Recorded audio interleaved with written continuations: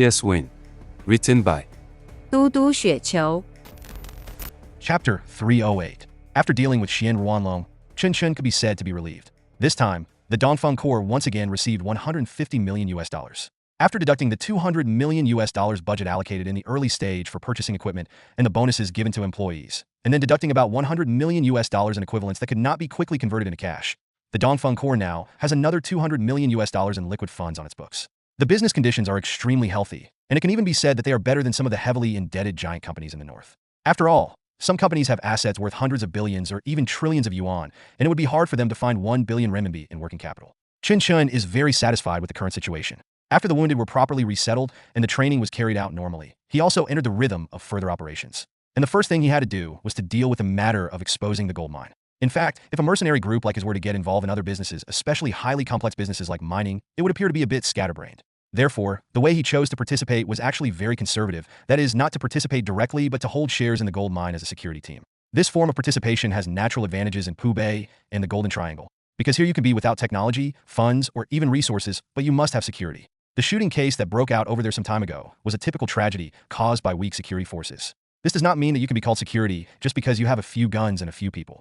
You must have a strong enough background and a strong backing, and this backing must be the kind that dares to fight in order to be able to maintain stability. Of course, the coalition forces dare to fight, but they can't just go to Laos and station troops, right? It would be fine if you just helped the group grab some things, but now you're staying here and refusing to leave? That's a bit annoying. Therefore, choosing a formal international security company like Dongfeng Group is the most sensible and reasonable option. Based on this plan, it is quite reasonable for Chen Chen to hold a 20% stake in the future gold mine. According to his estimation, and combined with some news he read later, this 20% stake can bring him $20 to $30 million in revenue every year. This may not seem like a lot. After all, the profit of the gold mine in Zijin Mountain to the north is more than $10 billion a year, but in fact, this output is not small. In particular, these revenues are relatively stable and can serve as a new moat for Dongfeng Group. So Chen Chen is very concerned about this. After getting in touch with Wugong with the help of Xiaoyu's relationship, he wasted almost no time and immediately made an appointment with the business manager of Wugong to meet in Huixai. He also flew to Huixai with Li Bang, Bao Qi, and Bao Xiaomei and arranged a business meeting in the park of Ruanlong Group. It has to be said that these business managers of Wugong have really seen the world. You have to know that at that time the Ruanlong Group park had not been cleaned up yet, and a group of extremely heinous drug dealers who had not been dealt with in time were still being held in the building in the corner. The ground of the park was full of bullet craters, and the walls were full of bullet holes.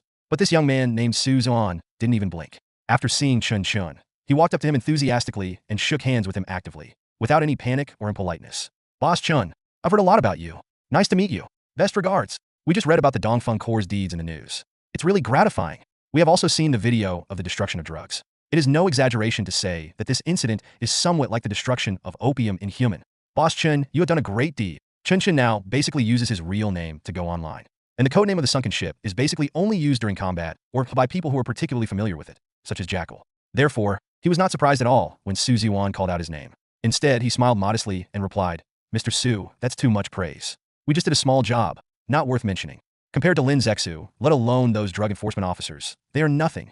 Be modest, Boss Chen." Su Ziwan's smile did not diminish at all. He glanced at the factory behind him and continued, "I really can't believe that this factory that looks so modern is actually the largest drug den in the Golden Triangle. It's all thanks to you guys for taking it down. Otherwise, it would have caused disasters for thousands of years." Yes. Chen Chen did not deny it this time, but added, "Xian Ruanlong has been executed, and most of the backbones of this group have also been arrested. In the future, we will continue to cooperate with the Laotian side to clear out other scattered planting bases and try to catch everyone." "That's great. Just for this reason, I think we can cooperate." Su Ziwan's words are very sincere. In fact, it is true that people who come from the north to be stationed abroad sometimes have a very low threshold. They tolerated prostitution and gambling. And sometimes, in order to grab a bid, they would do sinister and even disgusting things like stuffing women of unknown origin into their competitors' beds or putting laxatives in their cafeteria's food. However, basically no one can tolerate drugs, and this is also the deadline. Chen Chen had heard of 2 cases involving overseas personnel from the same company, which were very representative. The first one was that an Iranian account manager slept with the daughter of a local dignitary. Iran, what kind of place is that you dare to do such a thing? The account manager was sentenced to death on the spot. Later, the head office used all kinds of connections to rescue him and paid a considerable price. Finally, he was redeemed. After he came back, he was not fired, but transferred to another country in another position. The second one was at the same company's headquarters in Africa. An employee smoked cannabis leaves and even brought them to others. He was caught by the local police and sentenced to 6 years in prison. The legal system of this country is not sound to begin with. Logically speaking, a 6-year sentence is not a big deal and can be easily bailed out. But no one tried to fish it out, and no one dared to mention it. When Chen Chen traveled through time, the guy was still locked up in there. It was estimated that by the time he came out, he would be half dead if not dead. Therefore, Su Ziyuan's attitude is actually very credible. But of course, attitude is attitude, and business is business. Most of his words were polite. When it came down to it, these businessmen who were savvy to the core were not so easy to deal with. That's why he deliberately brought Bao Xiaomei along. After all, this is the ally he is familiar with who is the most skilled and mature in business negotiations. If Jia was here, he could let her try, but then again, he couldn't possibly hand over such an important matter to her. There had been no results from asking Jackal to investigate Jia's whereabouts, but maybe there would be some progress after he came back from Indonesia. Chen Chen's thoughts were in a mess, but fortunately, the negotiations didn't require him to intervene at all, so he just had to be the final decision maker. Minmetals to share revenue? No. Rejected. China Minmetals holdings? No. Rejected. 30% of the shares? Too much. Rejected. No technology sharing? Rejected. Anyway, Chen Chen just said one thing. You have to play with us the same way you played with the local warlords in Cheibang. Don't think that just because we are outsiders and not regular troops, you can treat us like feeding dogs. This is business after all. No matter how good the personal relationship is or how strong the attachment to his hometown is, Chen Chen will not do anything stupid. After talking for a while, even Bao Xiaomei became a little angry.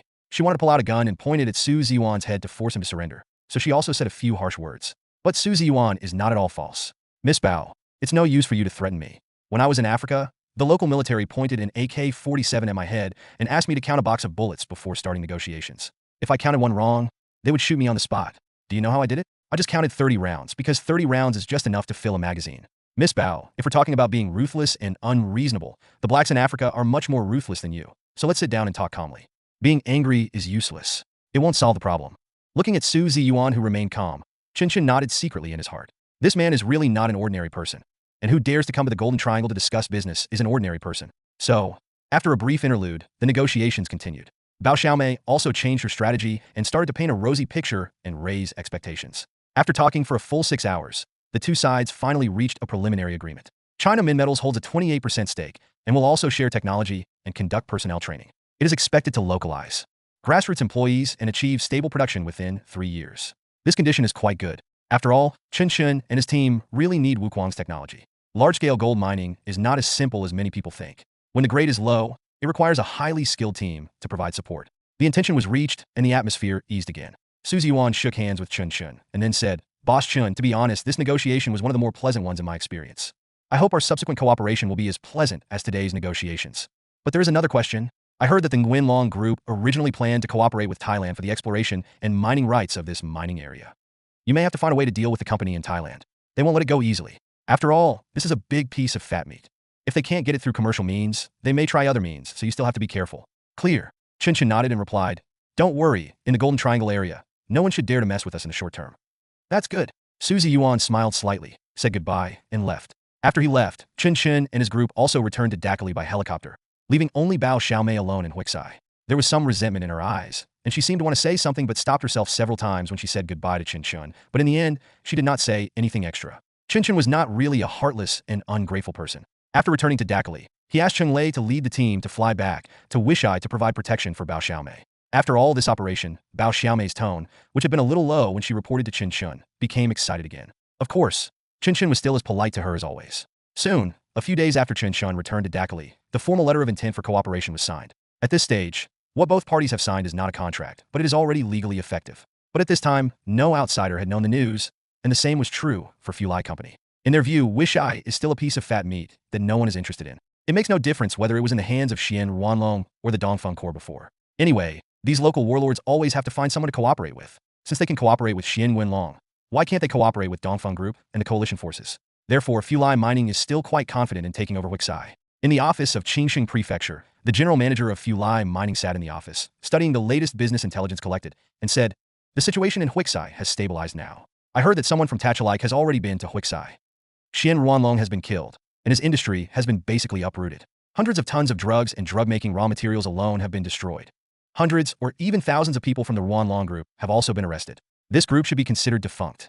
We must make quick adjustments and get in touch with Tachalike as soon as possible. They must be looking for partners, and they must not let others get there first. Clear. The secretary nodded quickly and replied, It doesn't matter. We have a formal contract with Ruanlong Group. No matter what, we should have the right to cooperate first. Or, even if they are unwilling to cooperate with us, they must bear our losses. These expenses are enough for us to get through this difficult time. I'm afraid they won't be reasonable. The general manager sighed and said, If they want to become big, they can't be unreasonable. We are not the Nguyen Long Group. We are bound by the law and are protected by the law. Hearing his words, The general manager nodded slightly, but at this moment, the phone on the table rang. He frowned slightly and answered the phone, and a strange voice came from the other end of the phone. Hello, I'm the business representative of Dongfeng Group. My name is Peng Shuqing. The general manager was stunned for a moment and replied subconsciously, Hello, I am. You don't have to tell me who you are. Peng Shuqing interrupted him and continued. This call is to inform you that all the cooperation you have previously reached with the Wanlong Group regarding the gold mine near Huizai has become invalid. We will not cooperate with you anymore, and you don't have to come to us again. We are not responsible for any losses caused by this change in cooperation. If you need further communication, please communicate with Wanlong Group. How is this possible? The general manager became anxious instantly, and he quickly said, If we do this, we will suffer huge losses. Mr. Peng, we have the technology and the strength. We can cooperate. You need us, and we need you too. This is a win-win opportunity. Why not consider it again? I'm informing you, not discussing. Peng Shuqing's voice was calm, and then he repeated, You guys should go find Wanlong Group. If there is any loss, they should be the ones to compensate. Where can I find Wanlong Group, Mr. Peng? Legally speaking, that's none of my business. Peng Shuqing interrupted again, and then he said, Your contract is your business. Legally speaking, our Dongfeng Group is a third party in good faith. What does it have to do with us? Chen Chen is never afraid to pull out his gun when problems can be solved with a gun. But when problems can be solved with rules and laws, Chen Chen is also willing to follow the rules. And it just so happens that there is such a person in his team. Peng Shuqing was previously in charge of most of the Wanfeng Group's business, many of which involved imports and international trade. Of course, it was impossible for him to transport the South African looters to Munka, and even bring a remote-controlled weapon station, with just money and guns. And it is this point that proves his ability to work within the rules.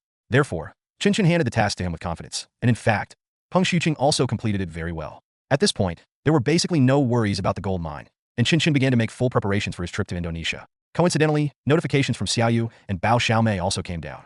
The job invitation letter has been issued, passports have been processed, and now all we have to do is wait for the visas to be approved and everyone can set off. At most in a week, several people will board a plane and fly to a completely unfamiliar land to continue expanding the territory. It has to be said that even Chen Chen himself was a little nervous about this operation, because he had never been to Indonesia in his previous life, but he had heard many legends about that place. Indonesians have never been very friendly to East Asians. This East Asia literally refers to Pan-East Asia, which includes a series of countries in the north, such as Thailand, Myanmar, Laos, Vietnam, etc., all of which do not get along with Indonesia. Chen Chen was confused for a while. Are all the people with the word yin in their names Huskies in junior high school? They bite anyone they catch without considering the possible consequences? Not to mention the series of things Indonesia did to the north. Even within ASEAN, Indonesia has to fight with a series of Southeast Asian countries, and even Japan, they are not very good at dealing with. Although they maintain a pro-Japanese relationship on the surface, the blood feud in history cannot be washed away after all. From top to bottom, Indonesia's attitude towards Japan is quite ambiguous. There is a lot of cooperation, but there are also many times of stumbling. In short, this is an unpredictable country. If this is the case with their decision-making class, let alone the grassroots people, you don't need to expect them to have any friendly attitude towards outsiders, because at this point in 2010, in the eyes of most of them, foreign investment in Indonesia is just to steal their livelihood. For these reasons, Chen Chen was quite cautious about the trip to Indonesia and repeatedly emphasized this to the members of the action team going to Indonesia, but in the end he still couldn't let go, so he had to seek security in the equipment. Sitting in Xiaoyu's room, he took the list provided by Xiaoyu and carefully checked the equipment with her one by one. There are basically no problems with the 416 Hong Kong dollars in the sights. There are 13 guns, and ammunition is easier to resupply over there. But can you tell me why there are only 2 machine guns? For a small team like ours, firepower is everything.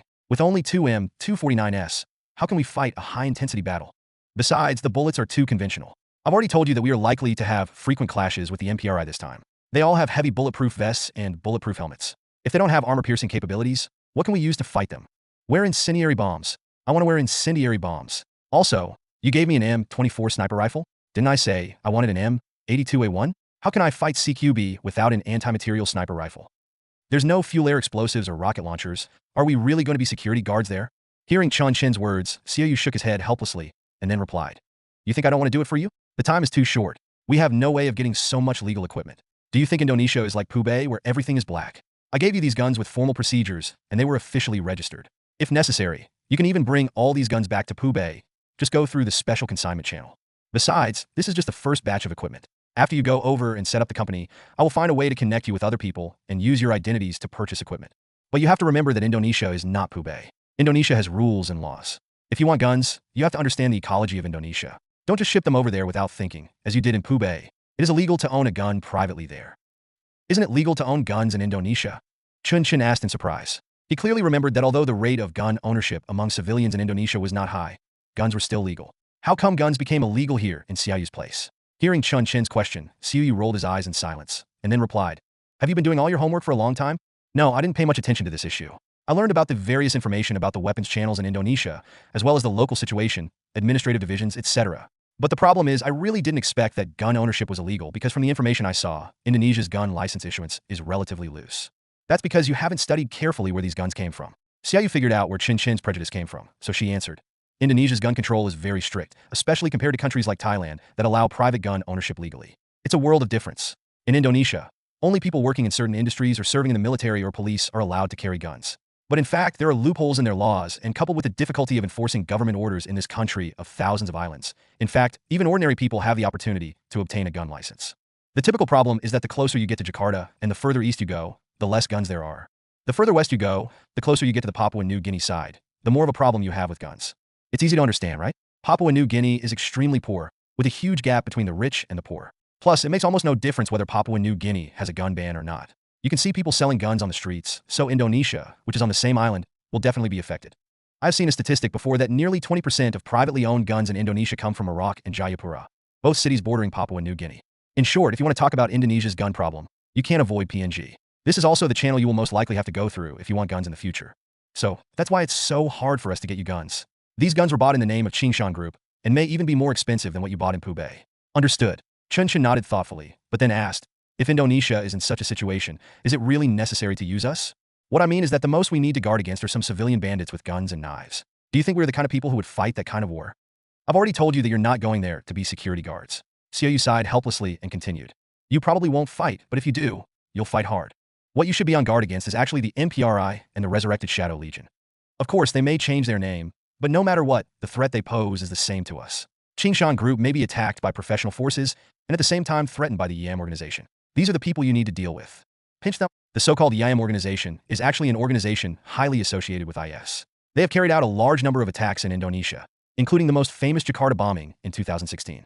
The background of this organization is quite complicated, but if we talk about one incident, I'm afraid that almost all the people in the north will hate them to the core. 2014, 3 years left. Chen Chen took a deep breath and said with a serious expression, no problem, let's do it. Will they have any connection with MPRI? I don't know yet. Xiaoyu shook his head and replied, we feel that there will definitely be one, because the rare earth war has been going on for so long, and the Americans have fewer and fewer cards to play. In business, they have fallen into a completely passive position, so it is very likely that they will play their final and most shameless trump card. Anyway, you have to be careful. Indonesia is not as chaotic as you think, but it is definitely not as safe as you think. I see. Chen Chen nodded solemnly, and after a brief thought, he asked again, our actions must be supported by formal instructions. What is the relationship between Chen Chen Group and the Indonesian government? Solid. To put it simply, if you fight the YAM, no one will cause you any trouble. If you fight ordinary armed men and robbers, we can handle it. The conflict with the MPRI will be relatively troublesome, but I promise that no one will make it difficult for you. That's no problem. Get your equipment ready. The things I mentioned are all really necessary. Looking at Chen Chen's serious expression, Xiaoyu nodded slowly and replied, don't worry, I said I would get it done for you, and I will definitely get it done for you. There are some difficulties, but they are not a big problem. Within a week, when you leave and board the plane, the equipment you want will also be on the plane. Hearing this, Chen Chen finally breathed a sigh of relief. He half-jokingly said, you are quite confident. Didn't you just say that guns are hard to deal with? Brother, difficulties are relative, okay? Don't underestimate our strength overseas. If we can't handle such a small matter, it would be a shame for our development in the past few years. Okay, let's not talk too much. If you have anything else to prepare and arrange, please arrange it as soon as possible. In the last week, cherish your time in Pubay. For a period of time to come, your life as a local tyrant will come to an end. Oh, I'm not a local emperor. Chen Chen shook his head disdainfully and continued. Have you ever seen an emperor without a concubine? I am at most a local eunuch. What are you implying? Xiaoyu glared at Chen Chen and said sarcastically, Bao Xiaomei is going with you this time. We are alone in a foreign country. I don't even need to think about it. I can imagine a good drama in my mind. Stop talking nonsense. Sure, Dakai wants to go with me too. Chen Chen waved his hands quickly and explained. Now Bao Xiaomei is frightened when she sees Sure Dakai. I don't know what's wrong with her. Don't say those nonsense. I warn you, stay away from Bao Xiaomei. This woman's background is too complicated. If you get too involved with her and the Bao family, it will definitely not be good for you. I know. Chen Chen nodded and replied, we are just partners, at most half-allies. That would be best. Xiaoyu said no more, but turned around and continued to contact equipment for him, according to the list Chen Chen had added. At this time, everyone in the hall had already made preparations that, of course, they were not preparing for battle, but preparing for a vacation. The duration of this business trip to Indonesia is uncertain, and the danger is unknown. If something goes wrong, even the body may not be able to be transported back. Therefore, after obtaining the confirmed schedule, Chen Chen gave all personnel involved in the operation a week's vacation to let them relax. Those who have families can go back and spend time with them. Those who don't have families, like Chen Chen, Lin He, and Sure Dakai, can also take advantage of this week to rest and sort out their thoughts. Everyone has changed out of their bulletproof vests and is ready to board the only raider that still has protection capabilities to head to Myanmar. Chen Chen said goodbye to them one by one and reminded them to be safe and to pay attention to the time to return to the team. Then, he, together with Shirdakai and Lin He who stayed behind, watched the others leave. The predators disappeared at the end of the road. Shirdakai sighed with some emotion and then said, "Don't tell me, I'm still a little envious of them." "Nonsense, who wouldn't be envious?" Chen Chen snorted and asked, "What about you too? Aren't you going back to Myanmar to burn incense?" The graves of Lin He and Shirdakai's families are all located around Myanmar. Logically speaking, they should go back and burn incense for their families and pray for their safety, but they chose to stay in Myanmar with Chen Chen, which surprised him. "No, there's nothing to burn." Shirdakai shook his head and replied, "Captain, have you talked to Xiaoyu? How is the situation?" "The equipment is ready. I estimate that it will be fully ready in a while. The situation this time is a bit complicated. Come on, come inside. I'll tell you slowly. Don't worry yet." Shirdakai waved his hand and then said, "A large number of jadeite raw stones have arrived from Wishai. Lin He and I have agreed that we will go and cut the stones to make wushir pie today. Let's go, Captain. Take a rest. We haven't had a single day of rest since the war began. Now that everyone else has a day off, it's time for us to take a day off too. I told you this wouldn't work, but you insisted on opening it. Look at what you opened." In Dakali, in a jade processing factory that happened to belong to Zhao Jiaoyang and has now been taken over by He Bongxiong. Looking at a pile of marble on the ground, Chen Chen got angry at Shirdakai. It's not because he really cares about the money. After all, they're his own things. Even if they are broken, the only loss is the cost of raw materials, plus the luck money that he may earn from the big enemy. But Shirdakai is really too stubborn. Chen Chen had told him how to look at the skin, how to choose the water route, and how to feel the python belt, but he refused to listen. He insisted, "Oh, I think this one is better, this one suits my taste more," and then he cut it with a knife, and all he saw were marble fragments. After cutting more than 10 pieces in a row, none of the stones selected by Shirdakai increased in value. Instead, a small stone picked out by Lin He turned into a sky blue emerald with a very high degree of iciness. Shirdakai looked at the stone in Lin He's hand with envy, then straightened up and said to the angry Chen Chen, "What can I do? I really think we are a good match." Chen Chen couldn't help but rolled his eyes and replied, "What's the point of having a good eye for each other? Jade is a skill and a vision thing. The stones you picked are obviously new stones, dug out from the shallow layer of the mine. It would be a miracle if you can get anything good out of these stones. Don't even think about making a free card. I think it takes up too much space even if I use it to pickle sauerkraut. It was the same with Minka. It was bombed for us in the end." Shirdakai scratched his head and interrupted Chen Chen. As soon as he said this, Chen Chen himself was speechless. "Really? Jade is really a mysterious thing. You say that the stone he bought from Munka Street is useful, but it has no value at all. If Shirdake hadn't liked it, he would have thrown it out long ago. But if you say it is useless, it was really because of that stone that I discovered the abnormality and indirectly avoided casualties. It has to be said that this is also a kind of metaphysics." Of course, Chen Chen does not believe in metaphysics, so after a few seconds of silence, he said, "Forget it, let me show you how to pick stones." As he spoke, Chen Chen squatted down, picked out 2 pieces from a pile of fine raw stones that had already been selected by Xian, Ruanlong, and others, and handed them to the master waiting next to the cutting machine. "Look at these 2 pieces I picked. What are they called?" "Thin skin and big fillings." "No, the skin is tight, the sand is obviously detached, and there are python belts running through it. You can tell at a glance that they are good stuff. When it's opened, even if we can't make a fortune, at least we can make a peace amulet for each of us. You don't have to thank me. I'm just teaching you a lesson. After all, I haven't eaten pork, but I have seen pigs run." Chen Chen's words were indeed true. In his previous life, he had been active in the Golden Triangle for a long time. When he had no missions, his greatest interest was to go to the streets and watch people mining stones. Although he has never bought one himself, he firmly believes in one thing. If you see more, you will learn how to do something you don't know. Therefore, he was very confident about the stone he picked. But this confidence was shattered after only half an hour. After peeling off the skin, there was no meat to be seen in the 2 stones. Chen Chen did not give up and cut a few times along the crack, hoping that his great strength would create a miracle and turn the situation around. Then, he successfully obtained a marble that was almost identical to Shirdake's. "Fuck, Xian Ruanlong is cheating people in this kind of business? There is no jade at all. It's all fucking rocks." Hearing his words, Shirdakai and Lin He beside him finally couldn't hold back their laughter. And Chen Chen also stood up helplessly, looked at the old master beside him and said, "Come on, master, pick a few pieces for me. I just don't believe it. Is it true that there is nothing good in this pile of rocks?" The master standing by couldn't hold back his expression. Actually, he wanted to laugh as well, but he knew that these people were not ordinary people because when they came, He Bongxiong personally brought them here with great respect. So, he had to squat down to hide his smile, then quickly picked up the stone and skinned and cut Chen Chen open neatly. This time, what he took out was truly a masterpiece. Although it has not reached the top level, it can at least satisfy everyone. After seeing this result, Chen Chen was completely convinced. This is probably what it means when people say, every profession has its own specialty. What about Shirdakai?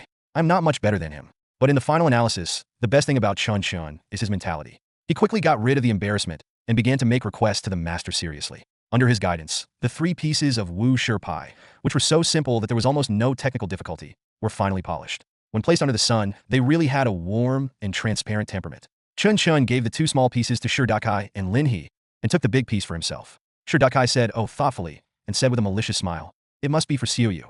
"You know this again?" Before Dakai could answer, Lin He interrupted. "Brother Chen, if you were keeping it for yourself, you would definitely pick it for us first. Now you get to pick it first. It must be a gift." "Shut up. You were showing off. Have you finished your high school courses? How was your last test score? I asked you to practice sniping. How is it going? I remember Cheng Lei said he would teach you how to fly a helicopter. Have you learned it?" "That I was wrong. I won't talk anymore." Lin He shut up tactfully, while Chen Chen said unhappily, "I just kept it for myself. Don't make blind guesses. They are well disciplined, okay? How could they possibly take my things?" Yes. I definitely won't accept it." Dakai looked convinced, and the explanation Chen Chen wanted to give got stuck in his throat, and he didn't say it in the end. Seeing that it was almost evening, the people who had rested in the processing plant for half a day started to walk back. At this time, everyone had gone back to take a vacation or visit relatives, and there were not many people in the villa, so they called He Bongxiong and He Bupa to have dinner together. This was also the first time that Xiaoyu officially appeared in front of people other than the core group of the Dongfang Corps.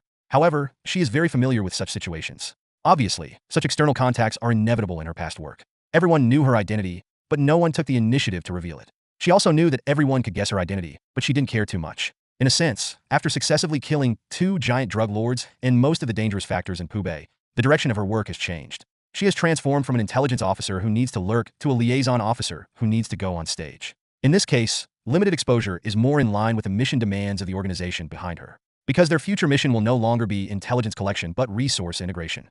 So, this meal can be said to be extremely relaxing and very homely. Everyone was chatting casually about the recent changes in Dakali and the closed and newly opened shops on the street.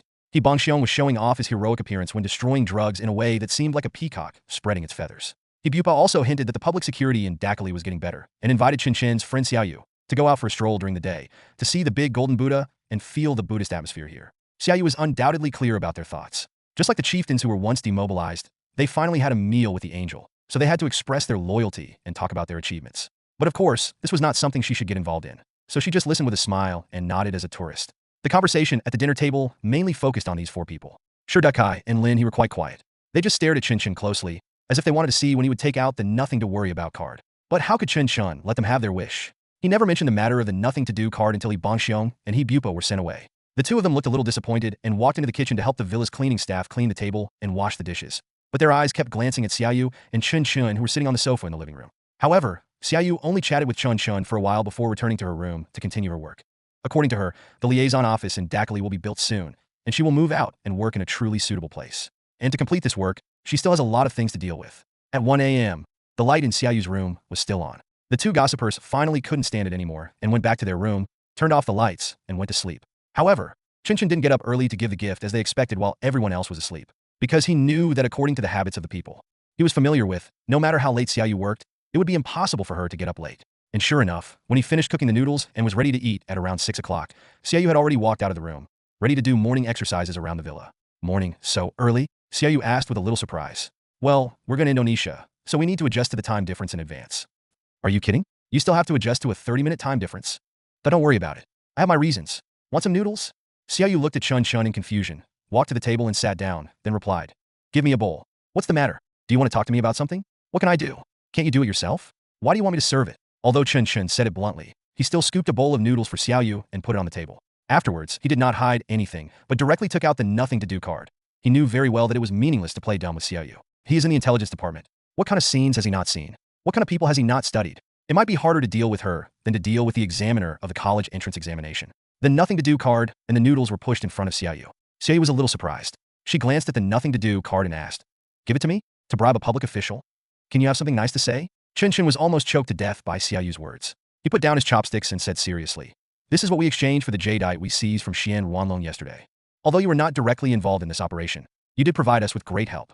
Of course, this is essentially a cooperation based on interests, but I can see that you really put a lot of thought into our affairs. So, I prepared a gift for you this time. It's not expensive. I think you can take it. You were planning to build some internal connections, right?" Xiaoyu smiled teasingly, picked up the nothing-to-do card, gestured in front of his eyes, nodded and continued. "It looks quite expensive. I want it, but it's hard to buy. If you really want to give it to me, I'll give you the money later. How about it, Boss Chun? What's your price?" "Forget it. You can't afford it even if I offer you a price. If you don't want it, just give it back to me. Goodbye." Xiaoyu pushed away the hand that Chen Chen extended and said seriously, "I definitely can't accept it. I appreciate your kindness, but there's no need to take it back. Leave it with me for now. I'll give it back to you when you come back from Indonesia." A week later, All the team members who planned to go to Indonesia returned to the team, received the no-worries cards prepared by Sherdakai for them, and prepared to set off for Indonesia. Since there are no flights from Pubay to Indonesia, they have to first enter Thailand from the port using their Bagan passports, and then fly from Bangkok to Jakarta. The pickup personnel arranged by the Jackal were already waiting on the other side of the Friendship Bridge. As long as they passed customs, it would be their first proper departure from Bagan. Everyone was a little excited. After all, for them, going abroad was really something out of reach. The place where they were born and raised is Pubay. The life here is predictable. If it weren't for the emergence of the Dongfeng Corps, their fate would probably be the same as everyone else on this land, gradually being buried in the dust. But now, they have obtained their ID cards and passports, and are even about to board an international flight to another distant country to work hard for a bigger career and a broader future. The future is bright, but the road is dangerous. Gunfire and rain of bullets will always accompany them. But so what? This is a life that many people can only dream of for their entire lives. The farewell was not sentimental. Chen Chen once again explained a series of matters including enrollment expansion, equipment procurement, camp construction, etc., and then led everyone across the bridge without looking back. The car that came to pick them up drove south along the AH-2 highway, arrived in Chiang Mai, and rested for a night before continuing on its way. It took 12 hours to finally reach Bangkok. The bustling city dazzled all the mercenaries who had never seen the world. Lenny even couldn't help crying. He probably thought of his relatives who were buried under the soil full of rotten tree roots and fallen leaves in Pubay. Chen Chen would not blame him for being sentimental, because he remembered that in his previous life, when he was admitted out of a small mountain village and suddenly saw the prosperous scene of the city, he actually had an urge to cry. That's the feeling of finally opening a door after going through countless difficulties. The new world is right before their eyes. Although it is not theirs yet, it will eventually be theirs. On the second day of January 2011, members of the Dongfeng Corps' Indonesian Action Group boarded a flight to Jakarta. They had all flown in a helicopter, but none of them had ever flown in first or business class on a commercial airliner. Sherdakai, who was sitting in the first-class cabin with Chen Chen, looked around curiously. Although he didn't understand anything, he was not restrained. This is probably the calmness that comes from the experience of war. After seeing too many lives and deaths, I realized that many things are really just trivial matters. The plane took off quickly. Amid the turbulence, Sherdakai suddenly leaned half of his body out of the aisle and said to Chen Chen, "Captain, you're the only one without a brand. You picked it yourself, so I didn't prepare any for you. Hey, by the way, where's your brand?" "Shut up." The flight time from Bangkok to Jakarta is 3 hours and 35 minutes. At 8 o'clock in the evening, the Dongfeng Group had arrived at the Soekarno-Hatta International Airport in Jakarta. This airport is a typical Southeast Asian island style. As soon as you get off the plane, you can feel the stuffy and humid atmosphere from the ocean. Everyone found it very novel. Yes, the changes in temperature and climate alone were novel, and the fact that the airport was designed to imitate the characteristics of a royal palace really opened the eyes of these country bumpkins. Of course, they landed in the airport arrival area, so they did not pass by the duty-free shop. However, the dazzling array of goods in the stores on both sides of the tourist passage leaving the airport alone was enough to dazzle the people from Pubay. Now each of them has money in their hands, and for this trip abroad, everyone has applied for a credit card, so it is natural to buy some miscellaneous things to satisfy their shopping desires after landing. Chen Chen did not stop them, nor did he set up any unlucky flags like, "Go to the duty-free shop to buy when you leave." Instead, after communicating with Bao Xiaomei and confirming the location of the airport pickup personnel, he relaxed the restrictions on other team members and allowed them to shop and look around slowly, and leave when they had bought enough. Among all the people, only Chen Chen, Bao Xiaomei and Ping Chuan were completely indifferent to these things. Bao Xiaomei and Ping Chuan sure lost interest after seeing too much, while Chen Chen was simply not interested because he had low material desires. Even though his net worth had reached tens of millions of dollars, he did not have much intention of spending money lavishly. This surprised Ping Chuan because he knew that Chen Chen was just a teenager who had just turned 20 years old. He couldn't understand how such a person could maintain such a calm mentality. So, while others were shopping, Ping Chuan took the initiative to walk to Chen Chen's side and asked him, "Kid, why don't you go take a look? Is there nothing you're interested in?" Chen Chen shook his head and replied, "Indeed, there is nothing to buy at the airport. After we have settled down our company, we can go shopping in downtown Jakarta and buy some. We are still short of a lot of things, including administrative vehicles, various hospitality gifts, utensils, and so on." "No, I mean, don't you want to buy anything yourself?" Ping Chuan interrupted Chen Chen, and the latter was subconsciously stunned. I don't have one right now. If I have to say, I want to buy a FA-18. I heard that it's already on sale on eBay, but I'm short of money right now." "Can you drive?" Ping Chuan asked speechlessly. "I can learn." Chen Chen was serious, his expression extremely sincere. "You are a born war maniac, you idiot. Forget it. I was originally going to say that if you keep your internal pressure high, it will be detrimental to your future development. But now that you mention it, you are saving money." "Indeed." Chen Chen nodded slightly and replied, "There are so many big toys that can be bought in this world. You can buy the FA-18, you can buy the MiG-29, not to mention helicopters. In short, sports cars and famous watches have no appeal to me. If I want to buy something, I'd rather buy the FA-18. Master Chuan, you've fought in wars all your life, so you know how attractive fighter jets are to men, right?" "That's true." Ping Chuan nodded in conviction and stopped arguing with Chen Chen. He finally realized that the idiot in front of him was not without desires. But his desires were completely different from those of ordinary people. Perhaps it was because he could see higher, so his vision was also elevated? I don't know, and I'm too lazy to ask, but if this guy really buys a FA-18 in the future, I will definitely take a ride in it. After more than an hour, we finally finished shopping. The shops along the tourist passage mainly sell specialty foods, clothing, and luggage, so although people look at the large and small bags in their hands, they actually haven't spent much money. However, too much luggage did cause some trouble for transportation. Fortunately, Bao Xiaomei was quite reliable. She considered the margin in advance and prepared 2 extra empty cars so that everyone could sit down and it was not crowded overall. The group left the airport and headed to the residence near the Dongfeng PMC office building that Bao Xiaomei had arranged for. After putting down their luggage, even though Chen Chen had a deep prejudice against Bao Xiaomei, he had to praise her for being capable. In just a few months, she had fully fulfilled her promise as a reward for taking over Jingdong, and it could even be said that she had exceeded the standard. Office building, yes. Because they were not short of money, the office building was directly chosen in the Pico district near Jakarta Bay in North Jakarta. This area is known as the wealthy area of Jakarta. The security level in the vicinity is quite high, the transportation is well developed, and it is only 10 kilometers away from the airport.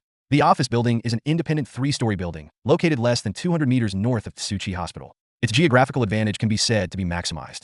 Company operations too. The basic company framework has been completely established, and the administrative and logistical staff were assigned after communication with Lao Zhu and Peng Shuqing. There are not many people, only 3, but they are all genuine northerners, not local overseas Chinese, and can be completely trusted. Residential area? No problem at all. Bao Xiaomei also took into account the concentration and safety of living, and set up the residence in the Golden Sea View apartment, which is only 100 meters behind the office building, and the accommodation conditions are also configured according to the highest level. Although it is a lease, the lessee is registered under the name of other stakeholders of the Bao family, so the privacy is very good. In general, no one could find any fault with her arrangement, because it was completely up to the standard of moving in and starting work right away. She didn't even ask Chen Chen for money. Just purchasing these belongings would cost tens of millions of dollars. Therefore, Chen Chen's attitude towards her became a little warmer, and he was even not so disgusted with her behavior of arranging his apartment next to hers. Just half an hour after Chen Chen and his group arrived at the apartment, Chen Chen received a long-distance call from Xiaoyu. In fact, he had already reported to Xiaoyu when his plane just landed. Xiaoyu immediately started to make arrangements and sent a batch of necessary items to Chen Chen and others. Without a doubt, it was a gun. Of course, there is also a gun license. The courier was a northerner with very inconspicuous features. He did not have much contact with Chen Chen, but left immediately after confirming that the item had been delivered and his identity was verified. When he opened his huge express box, inside was the pistol that Chen Chen had said must be obtained in advance. A bunch of FN-57s, plus 900 rounds of ammunition and 60 spare magazines. Chen Chen distributed all the weapons and reminded everyone to carry their guns secretly to avoid causing unnecessary trouble. After all, although they had a certificate, it would still be quite troublesome if they were interrogated endlessly by the police. Everything was arranged, and it was already 10 o'clock in the evening. Almost no one had eaten dinner, so under the leadership of Bao Xiaomei, they went to the Chinese restaurant downstairs to eat. Bao Xiaomei's actions showed that she was familiar with the place. This was not her first time here. The Bao family had businesses here, and she was the person in charge of these businesses. Sitting in a private room in the restaurant, Chen Chen briefly introduced the follow-up plan to everyone. Of course, it is not a task arrangement, but a pure itinerary arrangement. That we will stay in Jakarta for the next 2 days. Around tomorrow, we will complete the signing of the first contract, and then take a small plane to Qingshan Industrial Park near La Boda on the east side of Sulawesi Island the day after tomorrow night. We plan to stay there for 2 to 3 months and complete the first phase of the contract before returning to Jakarta to rest. So, if you want to experience city life, these 2 days are the time. Sulawesi is a poor island, and La Boda is even poorer. Not to mention Kingtung, it's even poorer than Mungka. Buy whatever you need to buy in the next 2 days, and play as soon as possible if you want to. Once we get there, we will have to get into the rhythm of carrying out the mission. There will be basically no time for you to rest, let alone take a vacation and return to Jakarta. Do you understand? Clear. Everyone answered. The dishes were already on the table. Chen Chen waved his hand, and everyone started to eat voraciously. Chen Chen himself had eaten 2 meals on the plane and was not hungry at the moment, so he just tasted a little and chatted with Bao Xiaomei, who also did not eat. Through the huge glass curtain wall of the box, the view of the streets in the Peak District is unobstructed. Unlike most urban areas in Indonesia, although the streets here are also somewhat narrow, there is not so much light pollution, but it seems quiet and peaceful. Luxury cars kept passing by on the street, and people were strolling leisurely. Chen Chen watched all this with great interest, as if there was so much fun in it. However, after watching for a few minutes, his brows furrowed. Something's wrong. As he spoke, his hand subconsciously reached under his armpit and grasped the handle of the FN-57. What's wrong? Bao Xiaomei asked in confusion, and at this time, everyone else stopped what they were doing and looked out the window, following Chen Chen's gaze. That man is not right. What is he waiting for here? Bao Xiaomei finally saw the person Chen Chen was pointing at, but with her level of expertise, she couldn't see anything unusual. Are you here to play? They don't look like locals, but the Peak District is close to Jakarta Bay and is a tourist attraction. It's normal for people from other districts to come here. That's not the problem. He was wearing too many clothes and was carrying a bag while riding a motorcycle. Moreover, his movements clearly showed that he was not simply waiting for someone, but rather observing. There is something wrong with this person. Leave the window and go to the hall. Bang! Before Chen Chen could finish his words, a gunshot suddenly rang out outside the window. Then, the man with unusual behavior started the motorcycle. Just a few seconds later, a man wrapped tightly in clothes and holding a pistol ran up from behind him, jumped on the motorcycle, and drove away. Bao Xiaomei was completely shocked. She knew that public security in Indonesia was poor and that robberies were prevalent. But this was the first time she had witnessed a shooting. She subconsciously walked to the window and wanted to look outside to see what was going on. But Chen Chen pushed her away, pulled out his pistol, and closed the curtains of the box. The other members of the Dongfeng Corps also drew their guns at the same time. At this moment, their fighting qualities were fully revealed. Someone had already controlled the door, and Li Bang stood next to Chen Chen as if by reflex, half crouching and using his body to provide him with cover, so that he could observe outside through the gap in the curtains. Chen Chen saw the man who was shot, and fell down to it was a man in a suit and leather shoes. He was covered in blood, but still struggling to move forward. The scene was cruel and bloody. Bao Xiaomei, who was standing by, also saw the man. She subconsciously asked, "Should we go save him?" "Don't be silly. What does this have to do with us?" Chen Chen shook his head. Seeing that the man was no longer moving and there were no more gunshots around him, he finally put away his gun and said, "It's not safe here. I feel something is wrong. If someone can kill someone here and escape, then someone can definitely ambush us here. Pack your things and go back. We need to recheck to make sure our whereabouts have not been exposed." "Clear." Everyone stood up immediately, vigilantly taking turns to cover each other as they left the restaurant, and quickly evacuated towards the apartment. What Chen Chen didn't know was that less than 2 minutes after they walked out of the restaurant, 2 men wearing masks and carrying briefcases walked into the restaurant and walked towards the private room they had used. Of course, there was no one inside. The two returned disappointed and got into an ordinary Toyota sedan waiting on the street corner. Then, the leading man put down his briefcase, took out his cell phone, and called his superior. When the call was connected, the man said, "Boss, we are late." "Yes, they have already withdrawn. There just happened to be a shooting here, damn it." They were scared away. No, it was probably just a coincidence, but they were very alert. "We were only 5 minutes late." "Do we need to attack their residence directly?" "Okay, I understand. Let's retreat first." "But then we'd be missing out on our best opportunity. They don't have weapons now. Once we get to Sulawesi, if we want to fight them, it will be a head-on conflict." "Yam? JIS? Are you sure? Aren't they hostile to us? We don't need to create another incident like the one in 2002, do we?" "I see. Understood. I'll arrange it." "Yes, we need to find out what plane they will take. I hope to kill them when they land." "Yes, they're going to Laboda, Qingshan Industrial Park. Maybe, while we're killing them, we can also stop production at Qingshan Industrial Park. We should not be exposed." In Chen Chen's room, Bao Xiaomei spoke with a serious expression. "In Indonesia, all my operations were done with Bao's own gloves, and they were subcontracted at least 3 times. It was impossible to trace them back to us. We can't even find the Bao family, let alone the Dongfeng Group. Our company didn't even have a listing after it was registered. And for the sake of caution, I didn't register Dongfeng PMC, but the relatively hidden EW. The registered name is War Years PMC. I have discussed this with you and Peng Shuqing. In addition, all of your passports are the result of direct transactions with Myanmar. I'm sure there will be no problems, because your real identities are not involved at all. Even the photos are fake photos selected from the database. It's the same with me. Unless there's a traitor, I feel there's no chance we'll be exposed." "Is there a ghost?" Chen Chen asked immediately. "That depends on who our enemy is. If it's Lao Myanmar, there is no doubt that there is a mole inside, and they are monitoring us all the time.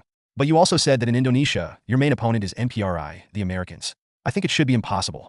From all angles, we don't have any intelligence channel with the US. Even if they want to infiltrate, they shouldn't be able to do so, right? The Dongfeng Corps, including the coalition forces and us, may not have clean backgrounds, but almost all of them do not have the qualifications to have direct contact with the US. It is too much to ask them to be traitors." "Understood." Chen Chen nodded slightly and did not ask any further questions. In fact, he had no evidence to prove that his whereabouts had been exposed, and his current worries were just an intuition. He always felt that the execution in Indonesia this time was too smooth and too easy, which made him inexplicably develop a sense of crisis. But it is also possible that this is just his illusion, an overreaction caused by overly tense nerves. Of course, no matter what, Chen Chen decided to be as cautious as possible. So he said, "We need to strengthen the security of our residence. Sure, Dakai. Contact Lao Zhu for me and have him send someone over to me as soon as possible. I want at least 20 people in the first batch. We have plenty of money, so we can recruit people directly from the north. If he can't recruit people by remote command, just fly directly to the north. Forums, websites, small advertisements, go to the countryside. I don't care what method he uses. I want to see him appear in Munka within 2 weeks. Also, let the Jackal speed up and quickly set up our training base. He knows how to do it. At the same time, notify Baigo to prepare for a month of adaptive training for the staff. After the training, select 10 outstanding staff to fly to Jakarta first to support the company's basic foundation." "Clear." Sure, Dakai answered immediately, while Chen Chen continued, "Ms. Bao, we need to reselect our location. We can't live upstairs, so we need to move to the villa area next door. I saw that the villa over there is for sale. The price is not high. Make an offer, and I will buy the villa tomorrow. Considering that the villas here are relatively small, we need at least 12 villas to facilitate follow-up personnel arrangements. The average price of a villa here isn't high now, right?" "Not high." Bao Xiaomei nodded and replied, "It's about 500,000 to 800,000 US dollars per set.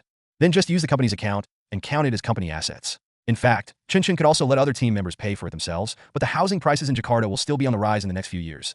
It should be said that housing prices all over the world will rise in the next few years, so he was too lazy to care too much and directly used the company's account. Anyway, he would not lose money. Understood. I'll get it done tomorrow. At the same time, upgrade the security of the villa area. I will move into the new villa tomorrow night. Also, there are bulletproof vehicles for sale in the Indonesian market. We can't use armored vehicles in the city, and we can't get them. Please find a way to help us purchase 4 bulletproof Lexus vehicles and try to get them in place tomorrow. Sure, Dakai. Contact Suyu and Peng Shuqing and ask them to purchase 4 Paramount Marauders. The sooner the better. No problem.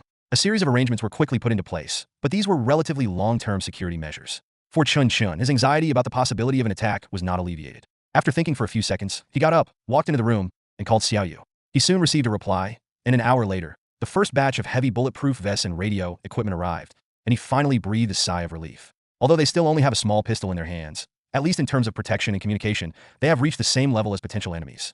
Don't even think about getting a good night's sleep tonight. For people will take turns on duty. 2 will be downstairs, 1 will be in the elevator, and 1 will be in the stairwell. 2 people downstairs, 1 will set up a mobile sentry, and the other will set up a distant observation post, and find a suitable position on your own. There are sentries at the elevator entrance and stairwell. Our apartments are all on the same floor, and no one is allowed to get close. If anyone disobeys orders, arrest them directly. If anyone is found carrying a weapon, shoot them first. Clear. Everyone answered, but then Sure Dakai asked again, wouldn't it be too radical to shoot the enemy first? After all, this is Indonesia, not Pubay. We don't care about that. Just because this is Indonesia, we have to be more radical. The people here are not the peasants in Pubay who fight for money. These people will really blow themselves up. KB molecule? Sure Dakai was slightly surprised. We won't meet them so early, will we? From what you said before, I thought they were only active in Sulawesi and Papua. Indonesia has been infiltrated to bits. Chen Chen sighed and continued, in the whole of Indonesia, there are more than 50 kilobytes organizations of a certain scale. The EIM and JIS I mentioned to you are just the larger ones. The JIS is the most notorious of these. They were responsible for the Bali bombings, which killed more than 200 people. These people act without any logic. You don't know why you become their enemy. At the same time, their plan is extremely meticulous and hard to guard against. So, if there's a possibility of conflict with them, we'd better use the most aggressive defensive means. If something really happens, the worst that can happen is to run back to Pubay. But if you lose your life, then you really have nothing left. Okay, I'll listen to you. Sure Dakai nodded decisively, while Bao Chi beside him asked curiously, is it really possible that we will be targeted by JIS and EIM? I thought our biggest enemy was NPRI. Chen Chen sneered and asked, you don't really think that JIS and EIM are enemies of the United States? Isn't it? Bao Chi was shocked. All I can say is, it could be, and it could not be. Chen Chen did not explain this question in detail, but in fact, what he said was really true. Or at least in Indonesia, there is no moisture at all. Judging from his experience in his previous life, the KX in Indonesia had already been on the road of political struggle from which there was no return under the control of the military. In 2016, Baron Naim planned the Jakarta bombing and shooting, which resulted in 7 deaths and more than 10 serious injuries. This seems to be a random attack. Even Baron Naim said that the attack was entirely to support the struggle of his brothers far away in Syria. But if you think more deeply, who was in power in Indonesia in 2016? Victor. He and the former Suharto military regime can be said to be mortal enemies. He came to power by stepping on the other's still undecayed corpse. After coming to power, he made changes to a series of Indonesia's foreign policies, the most important of which was the attitude towards the North. In what time is 2016? South China Sea. After this terrorist attack, Widodo's rule was seriously shaken. Many pawns of the former Suharto military regime who remained in the Indonesian power circle demanded expansion of power. The most core dispute was the amendment of anti-terrorism laws. They demanded higher authority and a broader jurisdiction, including the director of the Counterterrorism Bureau, the chief of police, the minister of defense, and the minister of intelligence, all of whom should be involved. This situation can even be said to be forcing the emperor to abdicate in a sense. Who would believe you if you said there is no political struggle here? Moreover, as the saying goes, a single piece of evidence is not enough to prove a point. If this was the only incident, it would not be enough for people to speculate about Indonesia and the United States with the most malicious thoughts. But what about 2002? After the Bali bombing, the then leader Wahid was in a precarious situation. The United States and Australia took advantage of the situation to expand their power and established the Task Force 88, a pure-blooded spokesperson in Indonesia. This is an important part of the American IMET plan and is also irrefutable evidence that they have actually begun to influence Indonesia's military and political affairs. Wahid himself has come out to say that the mastermind of the 2002 Bali incident, the so-called jihad commander, did not exist at all, but that the Indonesian military and police jointly planned the attack with certain forces. In this case, isn't it self-evident what the truth of the matter is? Of course, not to mention the EIM incident in 2014. In his previous life, although Chen Chen did not experience these things personally, he basically understood the ins and outs. So, when Xiaoyu mentioned EIM, he had no doubts at all, but was just surprised that he would have to fight with them so soon. Thinking of this, Chen Chen sighed softly and continued to explain. The problem here is too complicated. We don't need to think too much about it for the time being. There is only one thing you need to think clearly about, that is, whether it is MPRI, IM, JIS, or any other KB organization, they are all our enemies. Don't think that just because they are on the opposite side of the US, you can say the enemy of my enemy is my friend. They are the enemy of everyone. Clear. Bao Qi nodded solemnly without asking any further questions. Afterwards, everyone quickly arranged their shifts, and the first shift personnel set out with weapons to begin escorting the safety of the Dongfeng Corps. Chen Chen chose the second post, which was still the most dangerous and difficult one. Fortunately, this night was calm. The next morning, Chen Chen first asked Bao Qi to lead the team to the office to wait, while he himself took Shidakai, Li Bang, and Bao Xiaomei to complete the purchase of villas and vehicles. It's not that he was worried that Bao Xiaomei wouldn't be able to do it. In fact, although the Bao family's influence in Indonesia was not strong, their connections in all aspects were still reliable. It wouldn't be difficult to buy a house or a car. What he was really worried about was the disastrous consequences that might result from letting Bao Xiaomei act alone. Yes, he had no feelings for Bao Xiaomei, and he would not save her at all costs for love, but if she was really caught and killed, would the situation that Dongfeng Corps had worked so hard to build still be in vain? Therefore, he had to ensure Bao Xiaomei's safety, which was a very utilitarian but also very rational choice. So, the four of them got in Bao Xiaomei's car and went to the car dealership she had contacted overnight. 4 bulletproof versions of Lexus LX 570 were already ready. And what surprised Chen Chen was that the car dealership owner actually took out a civilian version of Hummer H1. Moreover, this is not an ordinary Hummer H1, but the late 2006 version of H1. Compared with the ordinary version, this thing is in a purely fully armed state. Made by TAC, an armored car manufacturer in Texas. The whole car is made of bulletproof materials. The engine compartment is equipped with bulletproof armor. The windows are more than 5 centimeters thick, and it is equipped with a 6.6-liter Duramax diesel V8 engine with a maximum speed of 90 kilometers per hour. This is already very good after all. This thing weighs more than 5 tons, and it is a serious heavy bulletproof car. Seeing this car, Chen Chen couldn't help but sigh. Damn it, big cities are big cities. I spent a lot of effort to buy a Predator in Pubei, but here, if I go to a civilian car dealership, you can give me a Hummer H1? Chen Chen had almost no hesitation and decided to buy the car on the spot, because he only wants $470,000. It's like picking up something for nothing. Of course, this is just an exaggeration. In fact, the circulation price of the H1 bulletproof version is only about $300,000. However, this thing is in short supply, so if you can buy it, it's normal to pay a little premium. Moreover, it was much cheaper than the Paramount Predator that he had bought originally. Without further ado, the payment was made and the car was delivered. It took half a day to complete the formalities, and the 5 cars were parked in the parking lot of the office building. Then, Chen Chen followed Bao Xiaomei to the sales office of the villa area. The PIK area was actually developed by an overseas Chinese businessman, and just like in China, he set up a sales office. Logically speaking, it is time for Chen Chen to play the pig and eat the tiger to win the heart of the sales department girl. But unfortunately, he is a mercenary and he has to keep a low profile at all times except on the battlefield. Therefore, under Bao Xiaomei's arrangement, the group used the VIP privacy channel throughout the trip. It took only 15 minutes from the time they entered to the time they left, as if they had just casually gone in for a stroll. But in fact, the 12 villas with the best geographical location in this area have just been delivered. At 3 o'clock in the afternoon, Chen Chen returned to the office building of Dongfeng PMC on time, ready to receive the business manager from Qingshan Group. In fact, the person who came to negotiate this time was not a business manager in the true sense, but the security captain of Qingshan Group. Of course, the security here is not the same as the security in the general sense. It should be said that he is the director of the security department of Qingshan Group. He was undoubtedly from the north and was a typical veteran. When Chen Chen saw him, this man who was already over 40 years old was sitting upright on the sofa, holding a cup of tea in his hand and chatting with Bao Qi opposite him. His sitting posture made Chen Chen involuntarily feel the urge to call him old squad leader. But Chen Chen also knew that due to the sensitivity of the intelligence and the mission, Xiaoyu did not actually reveal his specific identity to Qingshan Group, so he could not appear too relaxed. Therefore, Chen Chen just nodded politely and then introduced himself. Hello, I am Chen Chen, the general manager of EW Company. I have been invited to participate in the subsequent security work of Qingshan Group in Sulawesi. Someone should have communicated with you. Our main task today is to sign the contract, but there shouldn't be any more details that need to be discussed, right? In fact, Xiaoyu had already helped Chen Chen to discuss most of the things that needed to be discussed. According to his understanding, the people sent by Qingshan Group today would at most go through the motions of signing a contract, meeting, and then arranging the subsequent transportation plan, and that would be the end of it. And just as he expected, the man opposite nodded immediately and then replied, "There is nothing else to discuss. I am here to sign the contract with you. By the way, my name is Wang Qi, and I'm the director of the security department of Qingshan Group. I will be responsible for communicating and contacting you later and for arranging your work tasks. However, according to the information I received, you have the priority decision-making power in the operation, and our security department is only responsible for cooperation. So, if you have any needs, you can put them forward in advance, and we will try our best to meet them." Hearing his words, Chen Chen nodded with satisfaction. This attitude is absolutely correct. He had worried that, in the unlikely event that Director Wang Qi felt that his job had been taken away by someone else and his bonus budget had been taken away by someone else, he would be dissatisfied with him and would give him a hard time or even try to trip him up. But obviously, this did not happen. From the very beginning, Wang Qi showed an attitude of absolute cooperation. Perhaps they also knew that the risks that Qingshan Group would face in the future were definitely not something that their scrupulous characters could intervene in. In this case, why not just cling to the thighs to the end? Anyway, they are people arranged by the higher-ups, and they are recognized by the group. No matter how strong they are, they must have something outstanding. Looking at Wang Chi's serious expression, Chen Chen said, "Our requirements are mainly focused on equipment. We need a lot of heavy firepower equipment, such as heavy machine guns, recoilless guns, etc. Do you have any way to get these equipment? We can't get it for now, but we have already tried to communicate with Sulawesi. They may send a team to participate in the security work later. At that time, you can use their weapons."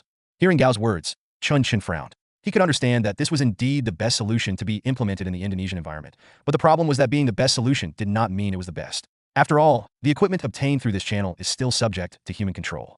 If there is any emergency, it will be too late to apply for equipment temporarily. But it seems there is no other way now. Only after arriving in Sulawesi can we find out what the channel Xiaoyu mentioned is all about, and then find a way to purchase the equipment on our own. So, Chen Chen nodded slightly and replied, "No problem. Let's just leave it like this for now." Another point is, how do you arrange our transportation to Sulawesi? There is a civil airliner from Jakarta to Sulawesi. We first take the civil airliner to Sultan Hasanuddin International Airport, and then transfer to a small plane to IMIP Airport. The whole journey, including the transfer, takes about 4 hours. Of course, after arriving at Sultan Hasanuddin Airport, we can also choose to take a boat or land transportation to Laboda. But in that case, it will take longer than the sedan share, so I don't recommend it. The main reason is that the security situation of Qingshan Group is quite serious now. We are worried that there will be a risk of being attacked on the road, so we must shorten the journey time as much as possible. Has it come to this? Chen Chen asked in surprise. Yes, it's moving very quickly. According to the information I received, Qingshan Industrial Park was attacked by its first armed attack 3 hours ago. A group of unidentified armed men attacked the power supply station on the west side of the park, causing a power outage and injuring 2 people. But fortunately, these people didn't bring guns. This should just be an exploratory attack. But recently, JIS and YAM forces on Sulawesi have been quite active. We judge that they are likely to do something big. So, we have to be careful. After Wang Chi finished speaking, Chen Chen nodded slowly. His expression was complicated. On the one hand, he admired Wang Chi's cautious attitude. He was worthy of being from that team, and his basic qualities were quite good. But on the other hand, he is quite worried about the situation in Sulawesi. You know, in his memory, the activities of YIM and JIS are cyclical, and now, it is obviously not the cycle when they should be active. But they took action in advance, which means that something has really changed. This kind of change cannot possibly come from the Middle East, which is thousands of kilometers away. Of course, the demonstrations in Syria will not start for more than half a month. Even if these forces in Indonesia want to support them, it may not be too early. They must have had a reason to move. What Chen Chen was most worried about was that if they took action, it would be related to him. After all, it's such a coincidence. I just decided to go to Sulawesi, and Sulawesi is already in chaos? The Dongfeng Corps didn't have Conan's physique and had never brought bad luck. Even if they did bring bad luck, it was the Dongfeng Corps that took the initiative to impose it on others. Therefore, this kind of coincidence must not be ignored. Chen Chen had to think of the worst. He had to assume that he was being targeted. If that is the case, it means that our situation is really very dangerous. Thinking of this, Chen Chen said, "It is indeed dangerous. If this is the case, it would be even more dangerous to take a small plane. The route of the small plane is very easy for the enemy to obtain, and due to the delay in applying for the route, they are likely to board the plane we want to use before us and make a series of arrangements that are unfavorable to us. That's a risk we can't take. We'd rather confront them head-on the road. If we go by land, how long will it take to reach Laboda? It will take at least 20 hours to go around the entire island. It's too far. How about the water route? It takes about 15 hours, and then another 3 hours by land. The water route is not safe. Sulawesi has weak control over ships on the sea. If you are worried that your plane will be attacked, then theoretically, the probability of being attacked by water is higher." The situation suddenly came to a standstill. We couldn't take a plane or a boat, and it was even more dangerous to travel by land. In this situation, Chen Chen could only choose the lesser of 2 evils. After hesitating for a moment, he said, "We can only leave by plane, but we want to charter a plane. What I mean is, from now on, charter a plane immediately, and then have this plane fly to Laboda and be under your care and control. Tomorrow night, when we need it, it will fly to Sultan Hasanuddin Airport, stop for half an hour, and take off immediately. This will incur additional costs." Wang Chi looked a little embarrassed. Without a doubt, he knew that the plan Chen Chen chose was definitely the safest one, but the problem was that it was not him who paid for it, but his boss. In this situation, there is absolutely no way he could make the decision on behalf of his boss. Looking at his expression, Chen Chen smiled confidently and then said, "Go talk to your boss. Don't worry, he will approve the budget. The cost of chartering a small plane for 2 days is about $100,000 at most. If he doesn't even want to pay this money, then he doesn't need to come to us." Wang Chi was confused. It was not because of the price of the small plane, nor because of Chen Chen's firm attitude, but because of the confidence revealed in his words. What a joke. Qingshan Group is the party A-okay? No matter how strong you are or how powerful your background is, in the final analysis, you are nothing more than a private commercial army. Why does it sound like Qingshan Group is begging you to cooperate with them? After a pause, he subconsciously asked, "Should I just communicate directly?" He was really hesitant. If his previous attitude was still cooperating with the initiative, then now he clearly felt that the initiative in his hands had been completely taken away by the general manager in front of him. "Just make a phone call." Chen Chen nodded in response. Wang Chi said no more, walked out the door, and made a phone call. Just 2 minutes later, he walked back into the office with an expression of indescribable shock and confusion. You agree, don't you? Chen Chen asked. That's right. They let me make the decision and will fully support the budget. That's fine. Also, don't give up our original transportation plan. Apply when necessary and make reservations when necessary. Do you understand what I mean? Clear. Wang Qi answered immediately and took out a thick security service contract that he had prepared long ago. Both parties took a copy each and signed them like on an assembly line. 10 minutes later, all the documents were finally signed. Wang Qi straightened up, shaking a sore wrist, and said, That's basically it. I'll pick you up tomorrow. We'll leave for the airport at 4 p.m. and board the plane to Sulawesi at 7 p.m. Pay attention to the time and don't be late. Otherwise, we will have to wait another week. Okay, where do you live? I'll make my own arrangements for a hotel nearby. You stay with us tonight, and we'll leave on time tomorrow. Why? After hearing what Chen Chen said, Wang Qi asked with some confusion. It's hard for me to explain to you, but I don't think we are safe in Jakarta. So, for the sake of smooth follow-up operations, you'd better live with us from now on. But that's fine. After hesitating for a moment, Wang Qi finally nodded.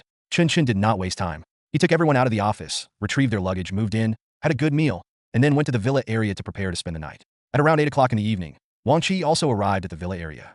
He was first shocked by the generosity of this so-called EW company, and then was surprised by the simplicity of the interior of the villa. That's right, they're all unfinished houses. You plan to stay here for just one night? Wang Qi looked at Chen Chen and asked in disbelief. Yes, it's safer here. There are many shelters and a wide field of vision, which makes it easy to evacuate. This lady is also going to live here? She won't stay. Someone will come to pick her up soon. Understood. Wang Qi let out a long sigh of relief, and then said, I feel like the problem you're facing is actually more serious than that of Qingshan Group. I really don't understand why you are the ones responsible for our security. Now it was Chen Chen's turn to be dumbfounded. See how you hadn't told anyone about his glorious achievements. No, he should have told anyone, but he didn't need to spread the news to Wang Qi. Thinking of this, Chen Chen replied, The reasons are quite complicated, but since you don't know, there's no need to understand. Have a good rest and get a good night's sleep. Tomorrow, we will go directly to the airport and wait. Okay, no problem. Wang Qi answered decisively, and then asked, What about the night sentry? Do you need to arrange it? We have arranged 3 shifts, 2 mobile sentries and 2 foot sentries, which should be enough.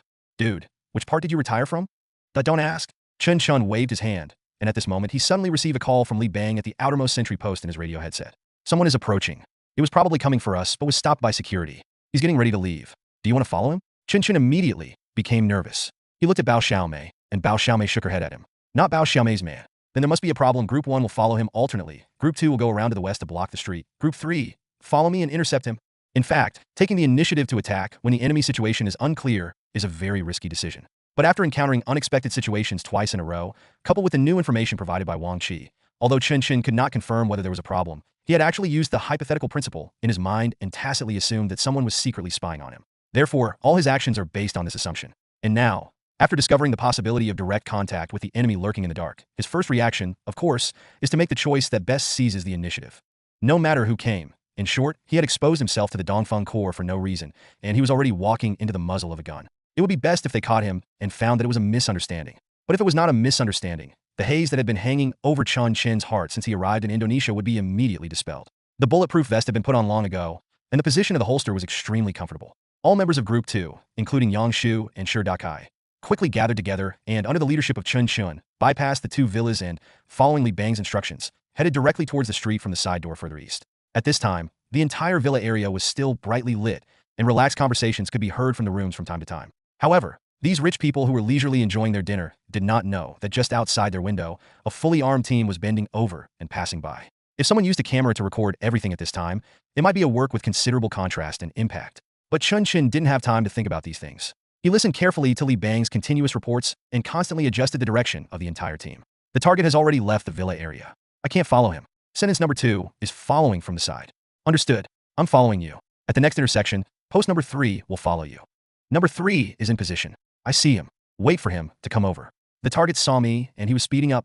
Definitely not an ordinary person. I didn't show my gun. Let him go, and leave him to us? Chen Chen gave the order decisively. At this time, the 3 groups he led had left the villa area and reached the street. On this straight street extending along the villa area, he saw the man with strange movements at a glance. However, he did not expose himself, but hid in the bushes in the corner and observed quietly. The man waited at the intersection for a few seconds, as if to see if anyone would follow him. The Dongfeng Corps had already received Chen Chen's orders, and everyone remained in their original positions. This made the man breathe a sigh of relief. After staying for a few seconds, he raised his leg and walked towards Chen Chen and his group. At this time, Chen Chen had 2 choices. First, pull back and continue to observe and try to follow the man. Second, take him down when he gets close, and then find a way to confirm his true identity. He had very little time to make a decision. If the man continued to move forward, he might discover something unusual here in just a few steps. Chen Chen hesitated for less than 2 seconds, but at this moment, the man stopped beside a car parked on the side of the road. He opened the passenger door and got in, but the car didn't start. Chen Chen raised his hand and made a wait gesture. Everyone behind him was on high alert, and Sure Dukai, who was the last one to do so, lowered his voice and conveyed the same order to members of other teams. Time passed minute by minute, and Chen Chen carefully observed the situation in the car. But the car was parked in the shadows where the street lights could not reach, and from his angle, there was no way to see the interior through the windshield. At this time, Chen Chen really missed the days when he had low-light night vision goggles. It is easy to go from frugality to extravagance, but it is difficult to go from extravagance to frug. He gently pulled the pistol from under his armpit and slowly pulled the bolt to load the gun. Amid the noisy background sounds of the city, the faint collision sound inside the receiver would not attract any attention at all.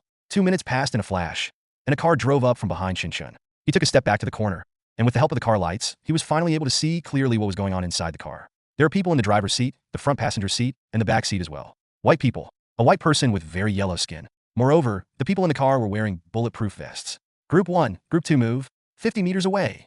Group 3, one person stays behind to provide cover. The rest follow me. At the command, Chen Chen immediately rushed out of the corner, pointed his gun at the car, and shouted loudly, "Freeze!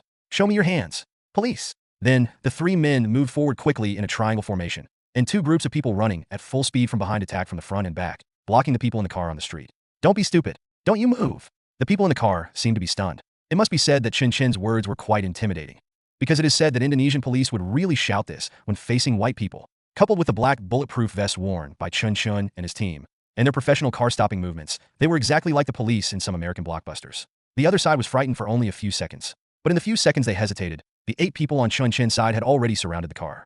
It was not until then that Chen Chen noticed that there was a dark privacy film on the car's windows. "Lower your windows. Team 2. Aim at the tires." Chen Chen shouted again and quickly gestured to retreat, hiding behind the adjacent vehicles. Everyone tried their best to avoid the shooting range of the target vehicle's side windows. At this point, the people in the car finally realized that something was wrong, because his last sentence was in Chinese. The 2 people in the front seat immediately took action, but Chen Chen didn't care what they were going to do. He fired first and quickly pulled the trigger at the 2 people in the driver and co-pilot seats. At this moment, the feelings accumulated in the previous life reached their peak. At a distance of less than 10 meters, he seemed to be back at the rapid shooting range with a pistol. The bullet penetrated the front windshield. Due to the special nature of the FN-57, the bullet did not deviate and fly everywhere after being blocked by the glass like bullets fired from other pistols. Instead, it maintained a relatively stable trajectory and accurately shot into the head area of the driver and co-pilot. The 2 people in the front seat had no time to fight back and were shot dead on the spot by Chen Chen. After one magazine was emptied, Chen Chen quickly replaced it with a second magazine and fired continuously in the direction of the back seat of the car. Just when he was halfway through the fight, a counterattack finally came from inside the car. No matter how strong the penetrating power of the FN-57's 5.7mm bullet is, it is impossible to cause effective damage after penetrating the trunk and seats of the car. This gave the 2 enemies in the back seat who had already reacted an opportunity. They quickly pushed the door and got out of the car, and their skillful movements completely exposed their identities.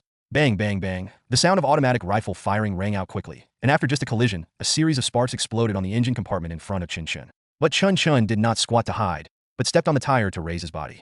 Hemade, this moved the moment he found the other party got off the car. He has 2 purposes. The first is to get a shooting angle through an open car door. Second, he anticipated the opponent's strafing and wanted to use the bulletproof vest on his chest to block the opponent's bullets.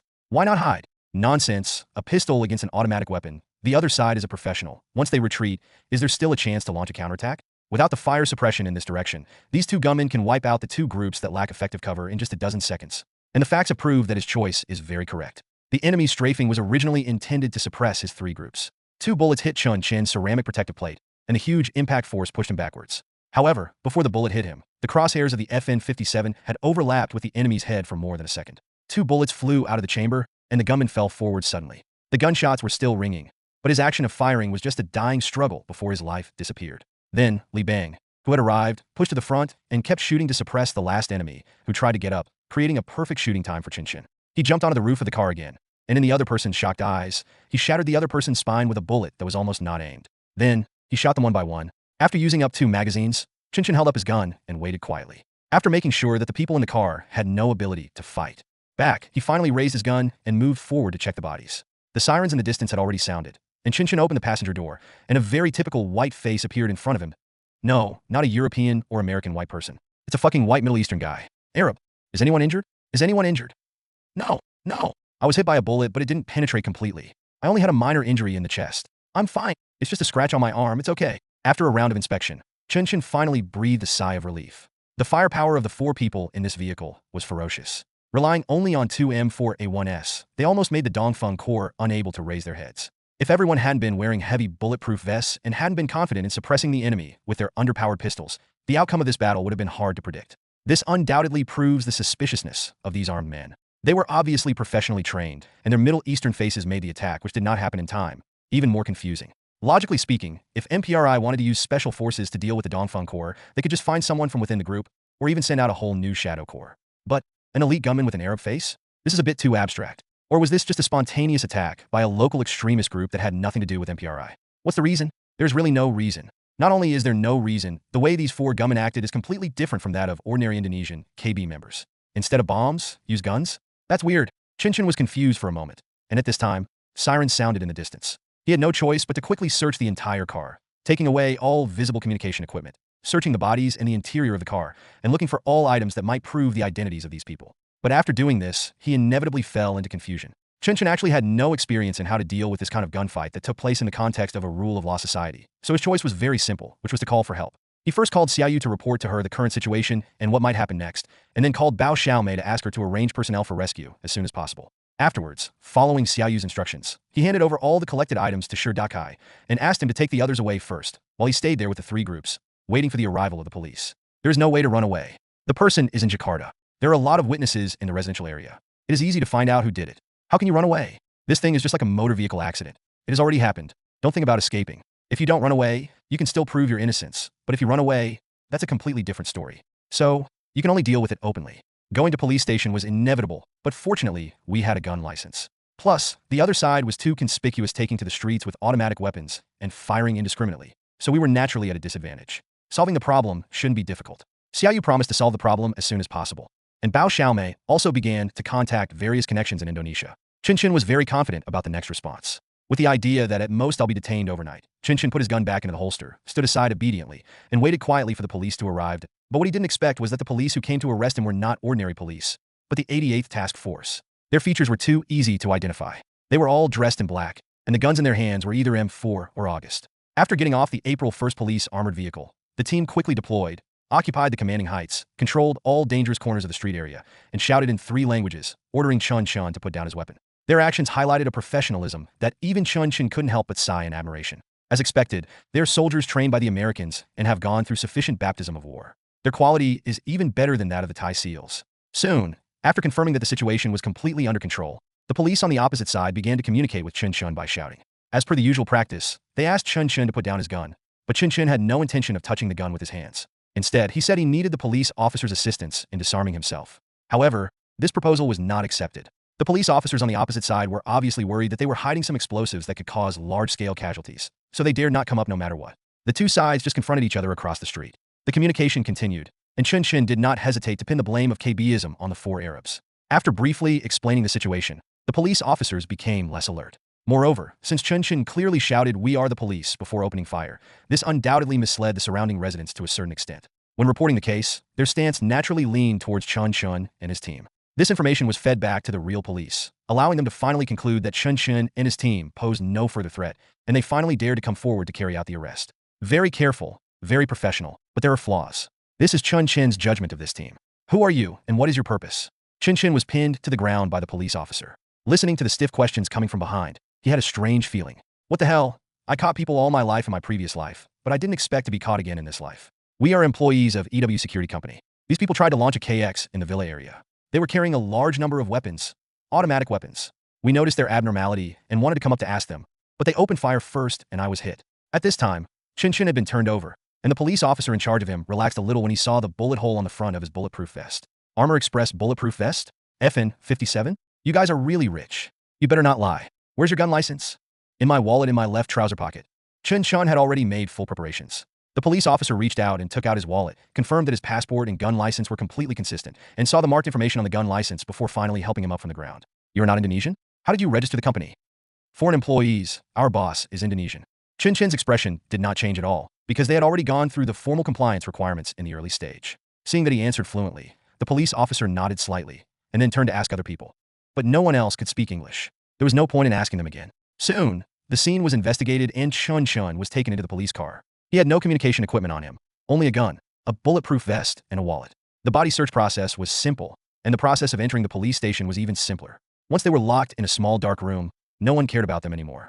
They were involved in a serious case, with 4 people dead, all of them foreigners. It was undoubtedly impossible to lock them up with other petty thieves and administrative prisoners of MYPC. Therefore, Chen Chen also lost the opportunity to properly experience the Indonesian police station. For hours later, the door of the small dark room was opened, and police officers came in to inform them to collect their belongings. After signing to confirm the handover, the 4 were pushed directly out of the police station and their handcuffs were uncuffed. The whole process was completely uneventful. Chen Chen even felt as if he was in a game world. 6 stars, got arrested, paid a fine, and got out.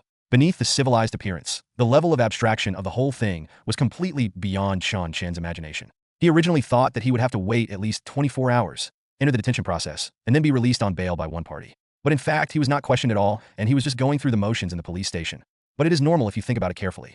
After all, this is a country where the police can go to the bank with guns and point guns at the credit manager to make him lend money. After leaving the police station, Chen Chen immediately returned to the villa, took back his mobile phone, and called Xiaoyu. On the phone, Xiaoyu's voice sounded a little tired. "Come out?" she asked. "It's out. How did you do it?" Chen Chen asked back. "It's not difficult. We found the same person as the Bao family, the secretary of the chairman of the Anda Group. He rescued you. It happened on his turf, so it's reasonable for him to handle it. But the problem now is that the identities of the 4 people you killed are quite special, so the matter is not over yet. Following this, you may face a series of summonses and inquiries. The police and other intelligence personnel will come to you, but I suggest you ignore them. Go to Sulawesi as soon as possible. We will sort out the situation here." Hearing Xiaoyu's words, Chen Chen nodded slowly and subconsciously. But soon he asked again, "So who are they? MPRI? They are Arabs. I don't understand why. These people are here. You are wrong. It is not strange to see Arabs in Indonesia." Xiaoyu on the other end of the phone sighed and continued. As early as the Dutch-Indonesian period, Arabs began to immigrate to Indonesia on a large scale. These people mainly came from the Hadramaut region of Yemen. They spread Islam throughout the Indonesian archipelago and established many sultanates. The most famous of these was the former Pontianak Sultanate, which was located in Kalimantan, across the sea from Sulawesi. It is normal for there to be Arabs in Indonesia. Even the main force of EIM is Arabs. But the problem is the identities of these 4 people. They are indeed not ordinary Arabs. We suspect they may have entered the country recently, but we have no evidence. The situation has become quite complicated. We contacted an officer from the intelligence department of Task Force 88, but he refused to disclose the relevant information and warned our contact not to make any further inquiries. So, we'll just have to put it on hold for now. But one thing is certain, this was definitely a premeditated attack, and your reaction was quick and your response was decisive. If you hadn't taken the initiative, they would have probably prepared more men to attack. In short, they want your lives, and the one who wants your lives the most is MPRI. MPRI must be connected to this matter, and even Task Force 88 may be involved. Afterwards, you must cut off contact with the Indonesian authorities as much as possible, especially with the police and the military. Stay as far away from them as possible, and don't let them get hold of anything. Hearing this, Chen Chen's brows couldn't help but frown. Running a PMC in Indonesia, but not being able to have any connection with the military or police. What kind of hellish restriction is this? Thinking of this, he said, "I feel like it was a mistake for me to set up my company in Indonesia." "No, it's not a mistake." Xiaoyu interrupted Chen Chen and denied. "There are some problems that you will have to face sooner or later. You and the Indonesian military are not in a hostile relationship. Even if there is a large-scale conflict with EIM in the future, it will not affect the interests of the military. Don't worry too much. Just do what you should do. We will sort out the rest. Okay, let's do this for now. Be alert tonight, and don't take off your bulletproof vest." With a click, the phone was hung up. Chen Chen put away his phone and walked out of the room, and found Bao Xiaomei, who was still staying in the villa.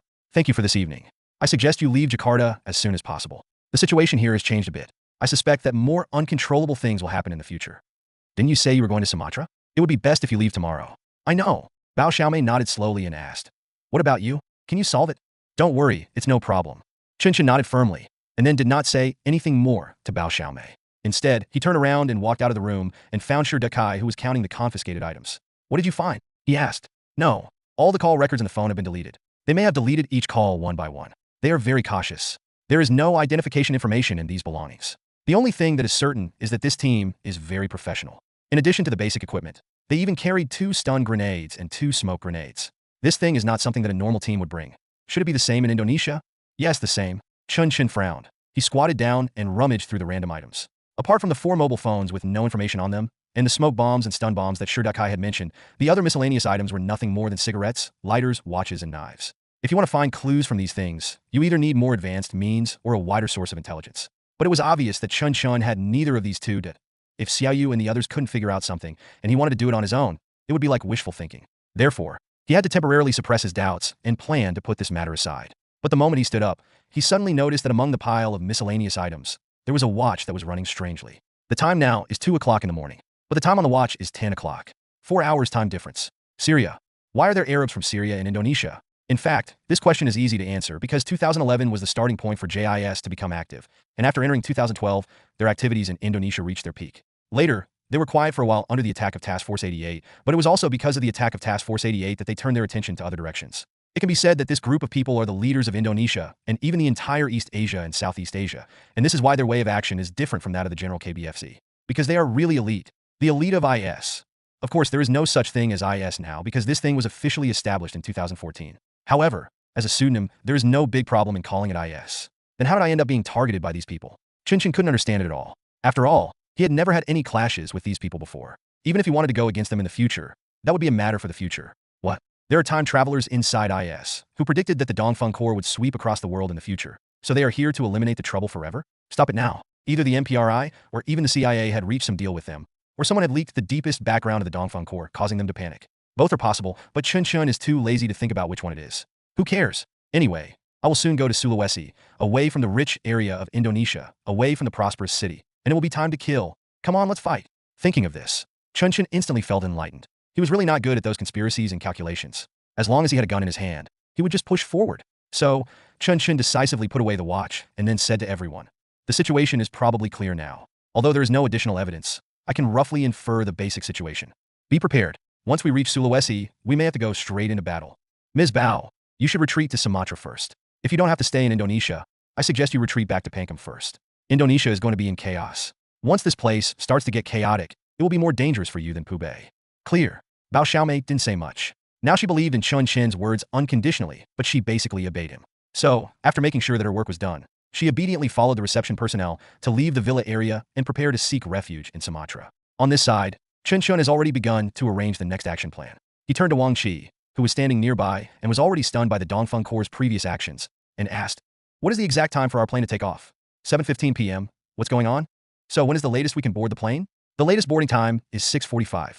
This is the deadline. We can buy a VIP channel, but the cabin door will be closed 30 minutes before takeoff. At that time, there is no way to board the plane anyway.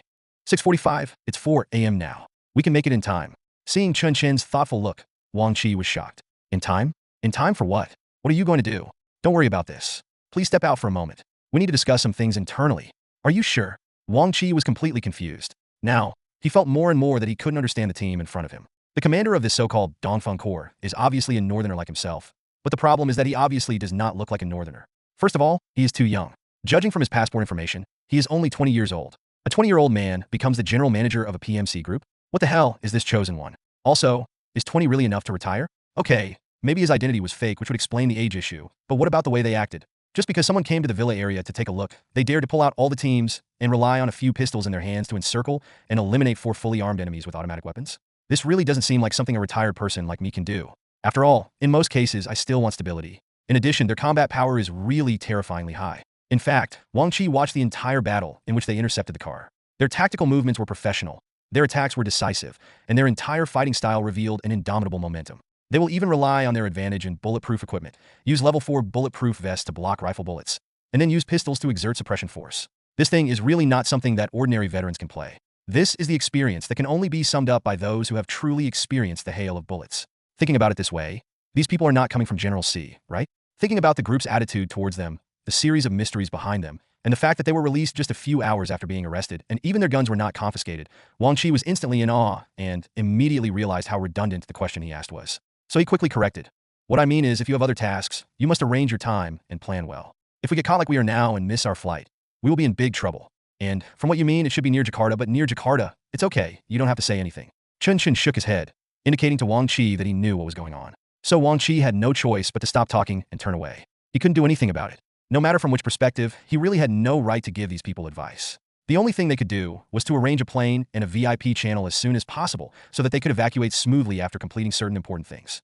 Wang Qi closed the door considerately when he left, and Shidakai, who stayed where he was, asked, "Captain, what do you want to do?" He had already guessed what Chen Chen was thinking. Nonsense. As the future second-in-command of the Dongfeng Corps, if the situation developed to this point and he still couldn't guess Chen Chen's thoughts, then he would have to quit his job as the second-in-command.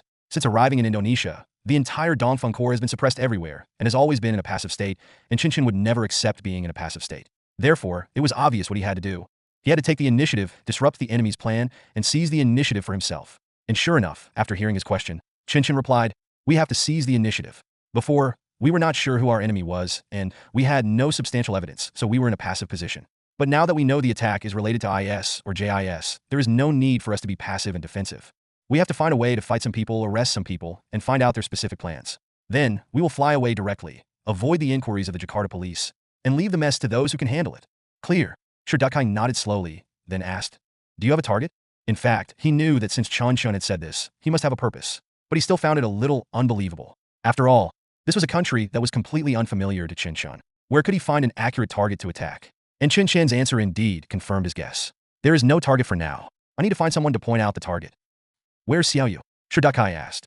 "Yes, they have a certain intelligence base in Indonesia. It is not easy for them to accurately identify some people and things, but if we ask them to identify some targets for us to attack, it should not be difficult." Chen Chen was very confident in Xiaoyu because he knew that the arrest of 3 EIM members in Indonesia was related to the intelligence network in the north. Who would believe that they know nothing about Indonesia? Understood. Ga frowned slightly, and then asked, "But there is still a problem. Our firepower is really insufficient. We only have a few pistols. How can we fight?" Chen Chen was not worried about this at all. After all, Indonesia was Indonesia, and it had its own national conditions. It is impossible for it to use heavy artillery and rocket launchers to bombard the area at every turn like Pubay. Most of the time, the confrontation between the militants and the military and police is still just the firing of small pistols. In the field of small pistols, the Dongfeng Corps is also not weak. So he started to speak.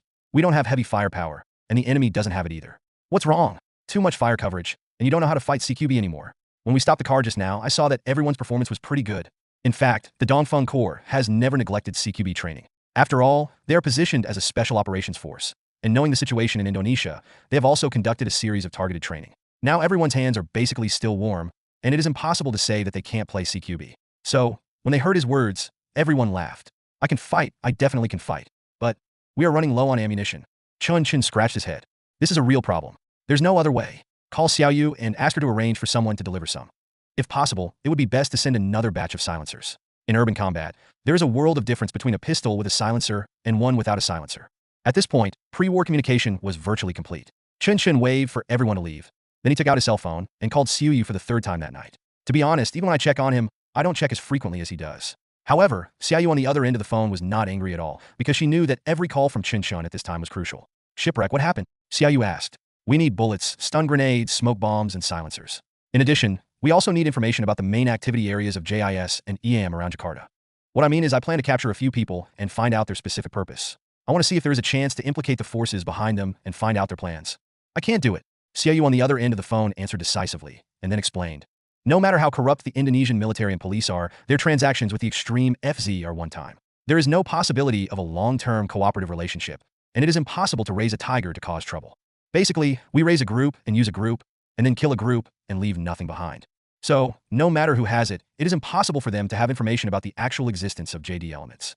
If there really was one, Task Force 88 would have smelled the scent and rushed over to clear it out long ago. Why would they be waiting for you?" Chen Chen had anticipated Xiaoyu's answer, so he continued speaking in the same tone. "So what I want is not information that actually exists, but information that may exist. IS has begun to infiltrate. It is impossible that they have not established a base near Jakarta. Has your intelligence network not found anything unusual? From what I understand, both EIM and JIS have fixed meeting places, and these places are likely to be used. Give me a few, and I'll go take a look. Sinking ship? Do you know what you were doing? This is not Pubay. You can't just kill anyone you see." Xiaoyu's tone was already somewhat annoyed, but Chen Chen smiled slightly and replied, "Who said I want to kill anyone I see? I mean, I'll go over there, and if anyone wants to kill me, I'll kill them all. Fishing like this can get you killed. The enemy is in the dark, and we are in the light. Do you really want to die? I have my own plans. Do you think I'm stupid? Do you really think I'm going to sneak into someone else's territory like a fool and wait for them to shoot us down? Just tell me the place, and I'll arrange everything." Xiaoyu on the other end of the phone was completely dumbfounded. What the hell? Arresting people requires a reason. Counterterrorism requires a name, and you Chen Chen only need a location to do things? However, if you think about it carefully, it seems that there is no loss on our side. So, after a moment of silence, Xiaoyu spoke again. "EM's main activity area is in Sulawesi. You can talk about it after you go there. JIS has 2 possible gathering locations in Jakarta. One is the Lozan Beach campground, and the other is the Riyadh Mosque in the Reborn market in Surakarta." "Wait a minute, where?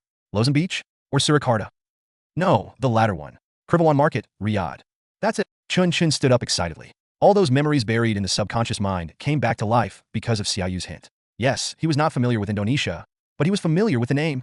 Baslen, the mastermind of the 2016 Jakarta bombing and leader of JIS, was arrested here. At that time, the news was overwhelming, and even if I didn't take the initiative to read it, I could basically remember it.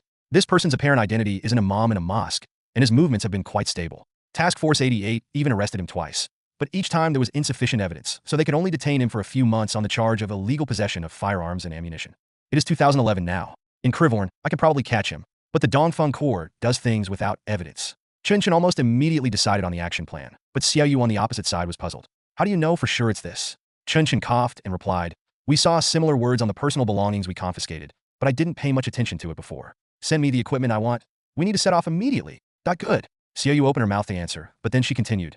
Sunken, you sometimes give me a weird feeling. Why is it strange? I don't know how to describe it. Have you ever played a game? Chinese Paladin?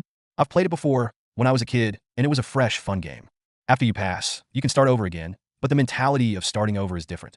Then you give me the feeling that I have already completed the game once, and am completing the second round. And it's the second round of the speedrun version. Come on, it's all an illusion. Chen Chen held his forehead and shook his head and replied, I just went straight to the core because there were no limits. Okay, send the equipment here as soon as possible. We only have 14 hours. Time is tight. In fact, Xiaoyu guessed correctly, Chen Chen is really a speedrunner. However, it was impossible for him to admit this, because even if he admitted it, there was actually no way to explain it. Many people think that as a time traveler, the best strategy is to directly reveal your identity, disclose the major events that will happen in the future, and then rely on your own foresight to win the attention of national forces and take a shortcut to the top. But in reality, this idea is very unrealistic. You said that if you are a scientific researcher and can provide advanced technology, that's fine. If the benefits are big enough, you really don't have to worry about your identity. But if it's just an ordinary person like Chen Chen, that little bit of experience really won't be of much help. You can predict the conflict between Russia and Wu, so what? You can't plan ahead and reap the benefits, right? In fact, once it comes to national disputes, many things are open conspiracies. Think tanks have already calculated the direction the situation will develop. The only problem is probably how to deal with it. Chen Chen actually didn't know about the different results that different handling methods might bring. Therefore, the help he can provide is extremely limited. Therefore, in this situation, it is better to do what you are good at and use your limited experience to do something as big as possible. In short, Chen Chen finally received the equipment supplement that Xiaoyu quickly sent over. And Xiaoyu's thoughtfulness indeed exceeded his expectations. In addition to bullets, a small number of smoke bombs, stun grenades, and silencers, she also arranged for someone to deliver 2 sets of thermal imagers. Although they were civilian handheld versions, they were barely enough when using a pistol to attack. As long as you can get through the smoke, everything will be fine. The equipment was ready, and it was already 5 a.m. Chen Chen didn't waste a second, and immediately got everyone into the newly purchased Lexus and drove east along the highway that runs through Java Island, heading towards Reborn. In the car, Chen Chen gave everyone a pre-war briefing via radio. Our operation this time was quite hasty, and the intelligence was extremely limited, so it was quite difficult. But in terms of danger, it is still basically controllable. Our goal is to capture Baslan, interrogate him, and extract further intelligence from him regarding GIS's operational plans. To do this, we must complete all of the following tasks within 3 hours. First, we need to conduct manual investigation and obtain Baslan's personal information. In other words, we need to at least know who he is and what he looks like. Second, firepower reconnaissance to confirm the defense situation near the Riyadh Mosque and confirm whether there are any militants around who can pose a threat to us. Third, raid and capture, kill the security guards and find Baslan. Fourth, urgent interrogation to get the information we need. I have already communicated with the relevant personnel on the first point. They will send us Baslan's photos and basic information later. All we have to do is compare and identify him. That is to say, I don't need you to communicate or ask questions. Just take a walk around the area and identify Baslan. The second point is relatively difficult because the people here are different from those in Pubei. Even if they have weapons, they are all hidden weapons, so you must pay attention and carefully identify possible armed personnel. The third point is the most important part. We need to do both at the same time. First, you must hide your identity and catch him. Remember, wear your mask and don't speak Chinese. No, don't say a word except to me. Secondly, we need to put a pot on him and prove that he is engaging in KBism, so that he won't file a complaint first. Also, we must try our best to avoid large-scale conflicts, lest things get out of control. Then the third point, surprise interrogation, leave it to me.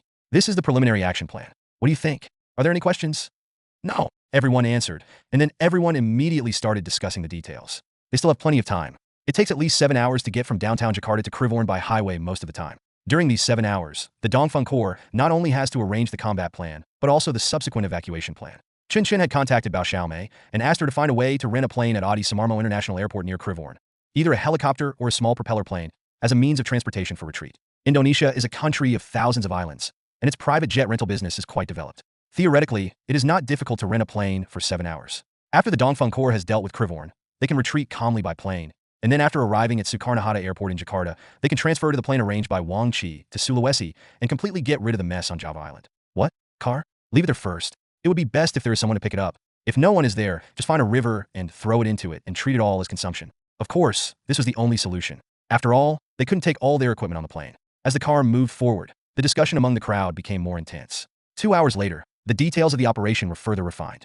Chen Chen ordered a 5-minute stop to repair the car, exchange drivers, and then got back in the car to continue on the journey.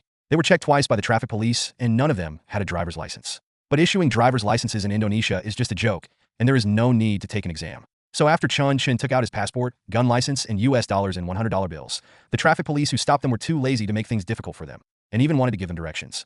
However, Chen Chen would not let him show them the way. He didn't want to reveal the true purpose of his group, so he just made up a place name and said he was going to the Dalian shipyard. The traffic policeman said confusedly that he didn't know and wished Chen Chen good luck on his journey. Chen Chen waved to him in a friendly manner and continued on his way. The journey was smooth, and at 1 p.m., everyone finally arrived in Reborn.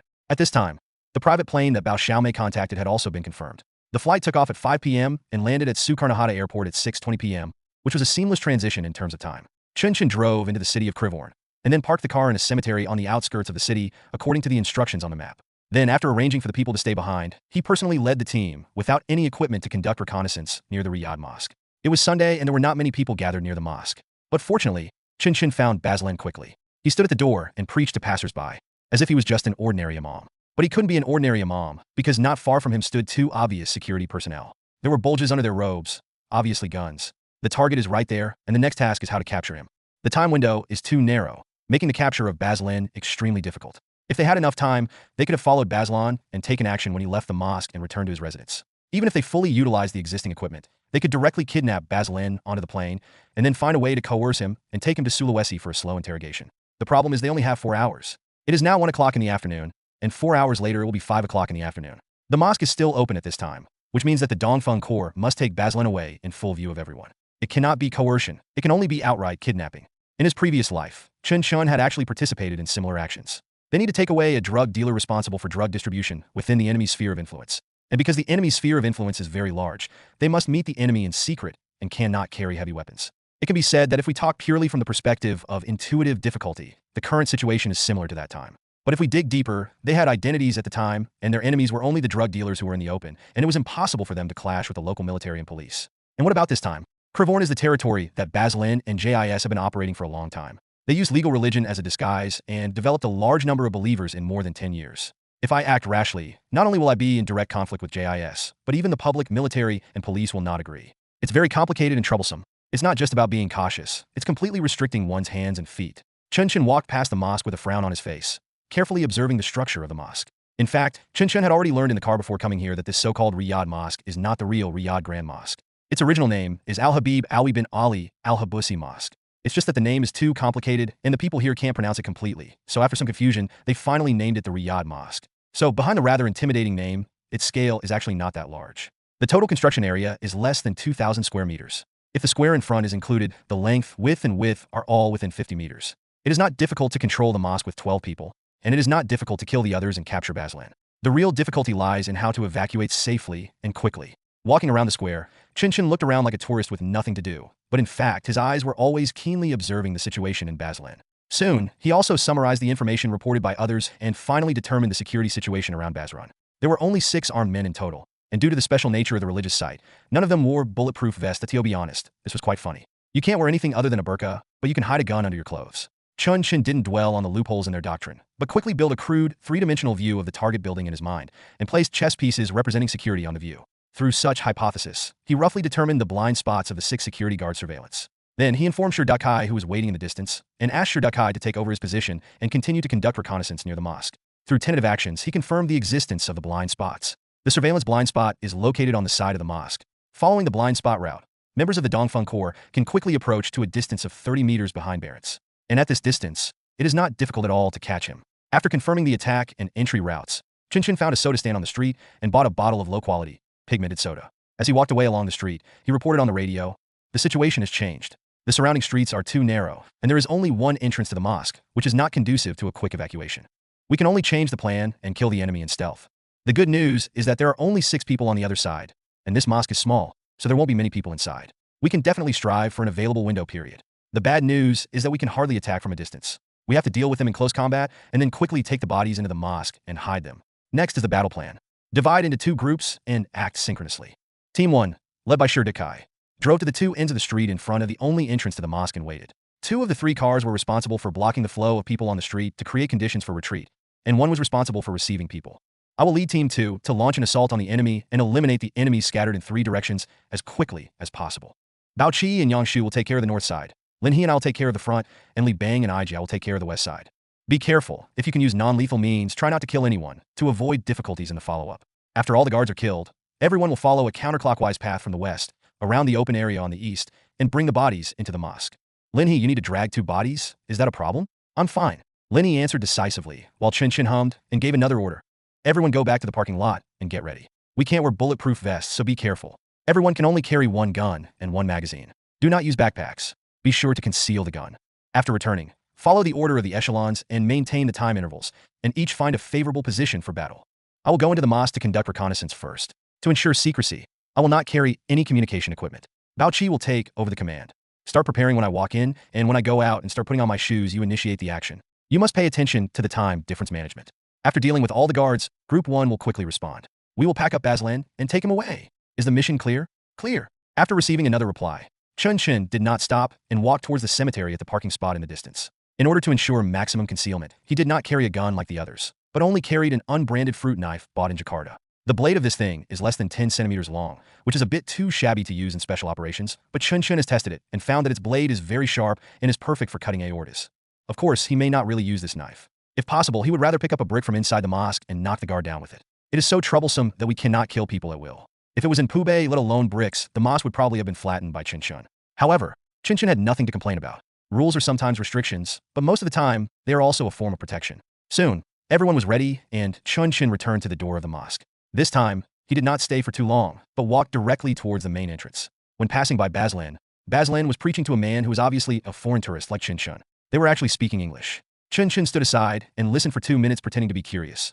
Then when Baslan finally noticed him, he smiled and walked away, heading straight into the mosque.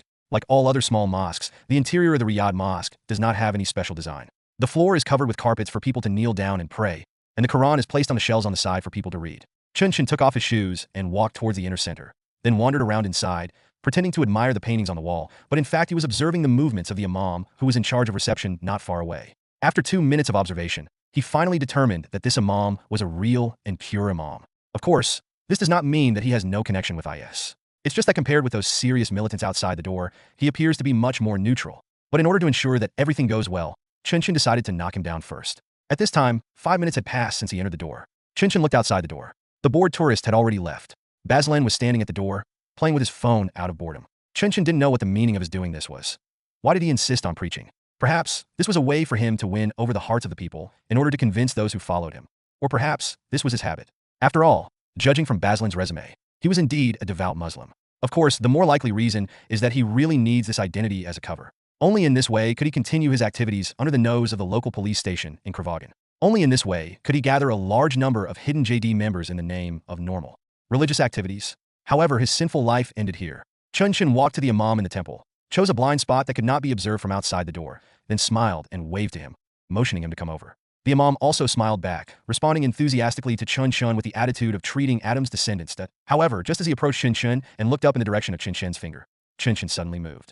He took a step behind the imam, put his right hand around his neck, and then quickly closed it, clasping his left hand which had been prepared long ago.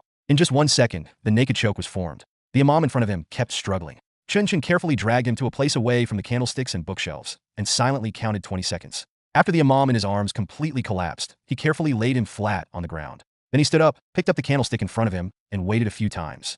After confirming that the weight was just right, he walked out the door with his hands behind his back. His figure appeared at the door, but he did not walk out immediately. Instead, he started putting on his shoes according to the agreed plan. This bought the other members of the two groups 10 seconds to approach from the blind spot. When Chen Chen officially went out, he had already seen Lin He approaching from the front. At this time, Baslan was still standing in the square at the door, with his back to Chen Chen, about 10 meters away. One of the two security guards beside him had already turned towards Chen Chen. Seeing him walk out of the door, he also began to approach Chen Chen cautiously. Chen Chen deliberately slowed down his pace, and in the few steps between them, Lin He suddenly accelerated. At the same time, Chen Chen waved his right hand that was holding the candlestick tightly. He took a big step forward and crossed the last distance between him and the security guard who was walking towards him in just 2 steps. His timing was perfect, and the candlestick in his hand fell just right. Buzz! A dull collision sound was heard, and the security guard was hit in the jaw before he could even react. The fragile bones shattered instantly, and his vagus nerve was severely damaged. He fell to the ground without even a groan. At this time, Lin He had already taken out the pistol with a silencer in his hand. He did not stop and fired 2 shots at the other security guard while walking, hitting him right in the face, leaving him no chance at all. Bas Lin, who was standing in the middle, was already confused. He subconsciously wanted to escape, but at this moment, Chen Chen's arm had already gone around his neck from behind. His cry was blocked in his throat before he could even utter it. Chen Chen dragged him quickly back into the temple, while Lin He followed suit and grabbed the necks of the 2 security guards who had fallen to the ground and dragged them in. Next came Bao Qi, Li Bang, and other attackers. In 30 seconds, all 6 security guards were taken care of, and the crowd either carried or dragged their corpses into the temple. They did not make any harsh sounds. After all, after the FN-57 was equipped with a silencer, the noise it made was barely audible even through a thick wall, let alone against the noisy background of the city. Bas Lin and Chen Chen's arms had stopped struggling. He fainted like the other Imam. Chen Chen turned his body over, took out a fruit knife, cut open his robe, stripped him naked, and then tied his mouth with a cloth strip. At the same time, the others had already finished dealing with the security personnel. Bao Qi received Shi Dakai's report and said to Chen Chen, 2 minutes to arrive. Clear. Chen Chen gave Li Bang a look, and the latter understood what he meant. He followed Chen Chen to press down Bas Lin under him, and then twisted Bas Lin's arm. Crack. Bones broke, and Bas Lin jerked awake. He subconsciously wanted to shout, but Chen Chen punched him in the liver, causing him to lose his voice with a distorted face due to the pain. Knee. Chen Chen pointed at Bas Lin's knee and spoke in English. Li Bang stepped down hard without hesitation. The sound of broken bones was so loud that it made people's teeth ache. Chen Chen held the cloth strip tightly, and Bas Lin did not make any sound. 2 arms and 2 legs, 20 seconds. Bas Lin lost all ability to move. Chen Chen pinched his neck and used his thumb to find the location of the aorta and pressed it. After more than 10 seconds, Bas Lin fainted again. Group 1 is here. Bao Qi reported again. Chen Chen lifted up the carpet and wrapped Bas Lin up. Then, he and Li Bang lifted Bas Lin up and said to the others, take out the guns of these people and throw them on the ground. Don't leave fingerprints. Clear. After the final finishing work was completed, Shi Dakai's LX-570 was already waiting at the entrance of the mosque. The trunk opened, Chen Chen threw Bas Lin in, and slammed the trunk door shut. At this time, only 3 minutes had passed since the attack officially began. Everyone got on the car one by one and drove away along the passage cleared by the other 2 cars.